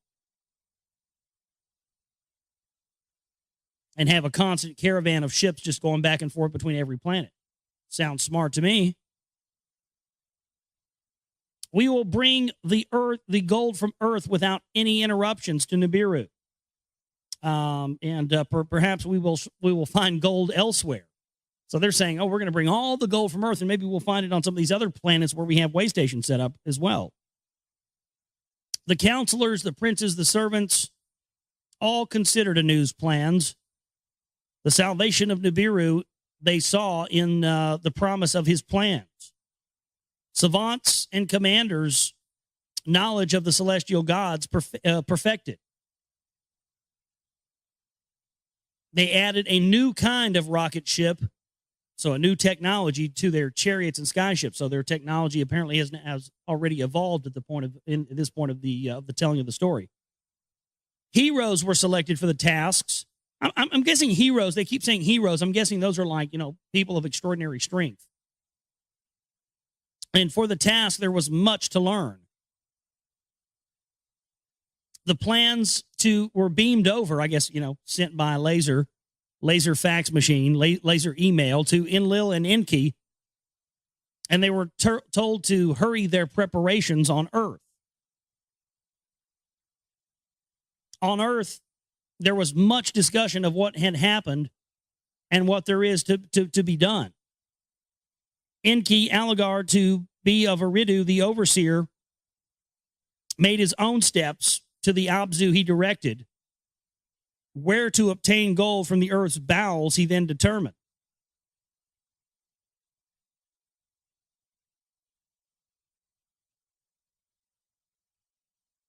What heroes to the task are needed, he calculated. What tools will be required? An earth splitter with cleverness, Enki designed. An earth splitter, something that would open up the earth. There within the earth to make a gash and reach its innards by way of tunnels. Could this be where these ancient underground tunnels that have been found under the earth, found in places like Dallas when they first built the city sewer system here? They found tunnels that were older than there had been people here, laser etched tunnels under the under the city of Dallas. Found these little green creatures in there. Yeah. That which crunches and that which crushes was the name of the machine. Of other matters, Nibiru's savants he had to contemplate. So of matters in health and well-being of heroes, he needed to listen. To the heroes, Earth's quick circuits were upsetting. Yeah, they were not happy about the quick orbit because, they're getting older faster. So they're trying to mine this gold, and they're getting older much quicker than they would on their planet, so they can't get the job done. And that's what led to the creation of mankind as a slave race. Earth's quick day and night cycles were causing dizziness to the heroes. The atmosphere, though good, was lacking in some things and too abundant in other things. Of the sameness of the food, the heroes were complaining. We eat the same thing all the time. All we eat's fucking chicken. Enlil, the commander, was afflicted from the heat of the sun on Earth. For coolness and shade, he was longing. While in the Abzu, Enki was making preparations. Enlil in his skyship was surveying the extent of Eden. Of the Eden, E-D-I-N. That's the place where they were setting up Eden, E-D-I-N, what later became what we know in biblical terms as Eden. See? Of mountains and rivers he took account. Of valleys and plains he measured. He wanted to establish in Eden a landing place for the rocket ships. So the rocket ships that landed Earth landed in a place called Eden. Give me a fucking break sandwich. God damn. Enlil, by the heat of the sun, was afflicted and was searching more for a coolness and a place of shade. To the snow-covered mountains of the Eden's north side, he took a liking. The tallest trees he ever saw grew there in a cedar forest. There above a mountain valley with power beams, he flattened the surface. Is that what the tops of the mountains in Brazil, where the Nazca lines are at? Where the whole tops of the mountains are just sheared off as if by a laser? Is that what he did? Flattening the surface of this mountain valley? Very well could be. Great stones from the hillside the heroes quarried and cut to size. To uphold the platform with skyships, they carried and placed them there with satisfaction. Enlil was satisfied with the handiwork. A work beyond belief, indeed it was, a structure of everlasting. An abode for himself on the crest of a mountain was his desire. Of the tall trees in the cedar forest, long beams were prepared. Of them, the construction of an abode for himself he decreed. The abode of the north crest, he named it. On Nibiru, a new celestial chariot was soaring off for preparation. New kinds of rocket ships, skyships, and that which Enki had designed was transporting people. A fresh group of 50 from Nibiru was taking. Chosen females were among them. By Ninmah, exalted lady, were they commanded. In succor and healing they were trained. Ninmah, exalted lady, a daughter of Anu she was, a half-sister, not a full sister of Enki and Enlil she was. She was greatly learned in the treating of ailments. She excelled in that. To the complaints from earth, she gave much attention. A healing she prepared. The course of prior chariots on tablets of destinies were recorded. And Nungal did follow its pilots. Unharmed, it reached the celestial god Lamu. It circled the planet, slowly to its surface descended. A faint beaming group of heroes followed. Ninmah was going with them. They found Anzu beside a lake shore with signals beaming from his helmet. Anzu himself was without motion, prostrate. He lay dead. Ninmah touched his face. To his heart she gave attention. From her pouch she took out the pulsar. Upon Anzu's heart pulsing she directed. From her pouch she took out the emitter, its crystals, life-giving emissions on his body she directed. 60 times did Ninmah direct the pulsar. 60 times did the emitter. So This is some sort of crystal that puts out a frequency, and I guess after 60 pulses of the frequency, it brings an organic life form back to life. These guys have the technology to bring people back to life. Well, no wonder they don't want us to get our hands on this alien technology. There you go. I mean, because, boy, it would suck if we were able to just go over to flash a crystal in front of somebody's heart 60 times and make them come back to life, isn't it? That would just suck for this planet. Man. On the 60th time, Anzu opened his eyes. And he began to talk. Gently upon his face, Nimma poured the water of life and wetted his lips with it. Gentle into his mouth, she placed the food of life. Then the miracle happened. Anzu rose from the dead. They inquired to him about Alalu. Anzu told them of Alalu's death. He led them to a great rock protruding heavenward from the plain. There he told them what happened. Alalu, soon after the landing, began to scream from unremitting pain. From his mouth, his innards he was spitting. In agony, he peered over the wall. He's puking his guts out, literally. Thus, Anzu was saying to them, he led them to a great rock, like a mountain from the plain, heavenward uprising. In the great rock, a cave I found. Alalu's corpse therein I hid. Its entrance with stones I covered. So Anzu was saying to them that they followed the rock and they removed the stones and entered the cave. Inside, they found what remained of Alalu. He who once on Nibiru was a king was a pile of bones in a cave now. For the first time in our annals, a king not on Nibiru has died.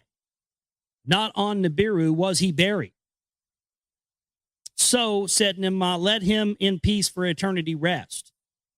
They then again covered the cave's entrance with stone. The image of Alalu upon the great rock mountain with beams they carved. So, somewhere on Mars, there are probably still evidence of that rock carving done with lasers. Now, some of the rock carvings we've seen on Earth appear to be done with lasers. Stuff we've seen in Egypt, stuff we've seen in South America, all over the place. Sumer. So there again, whoever these people are, they had that technology. They showed him wearing an eagle's helmet. Oh, I see what they're saying. Now I get it. Okay. So on top of the great mountain, oh my God, this is on top of the face. The face on Mars is Alalu's face. That's why it's on the 33rd degree parallel in Cydonia, where it just happens to be where Enki set up the landing for Eden. Where was that? The 33rd degree parallel on Earth in Mesopotamia, formerly known as Cydonia, Iraq, who we've bombed and blown the shit out of and taken all their antiquities because they can't allow this info to get out to everybody. And he had a helmet on. And the guy on the face on Mars has what? A helmet.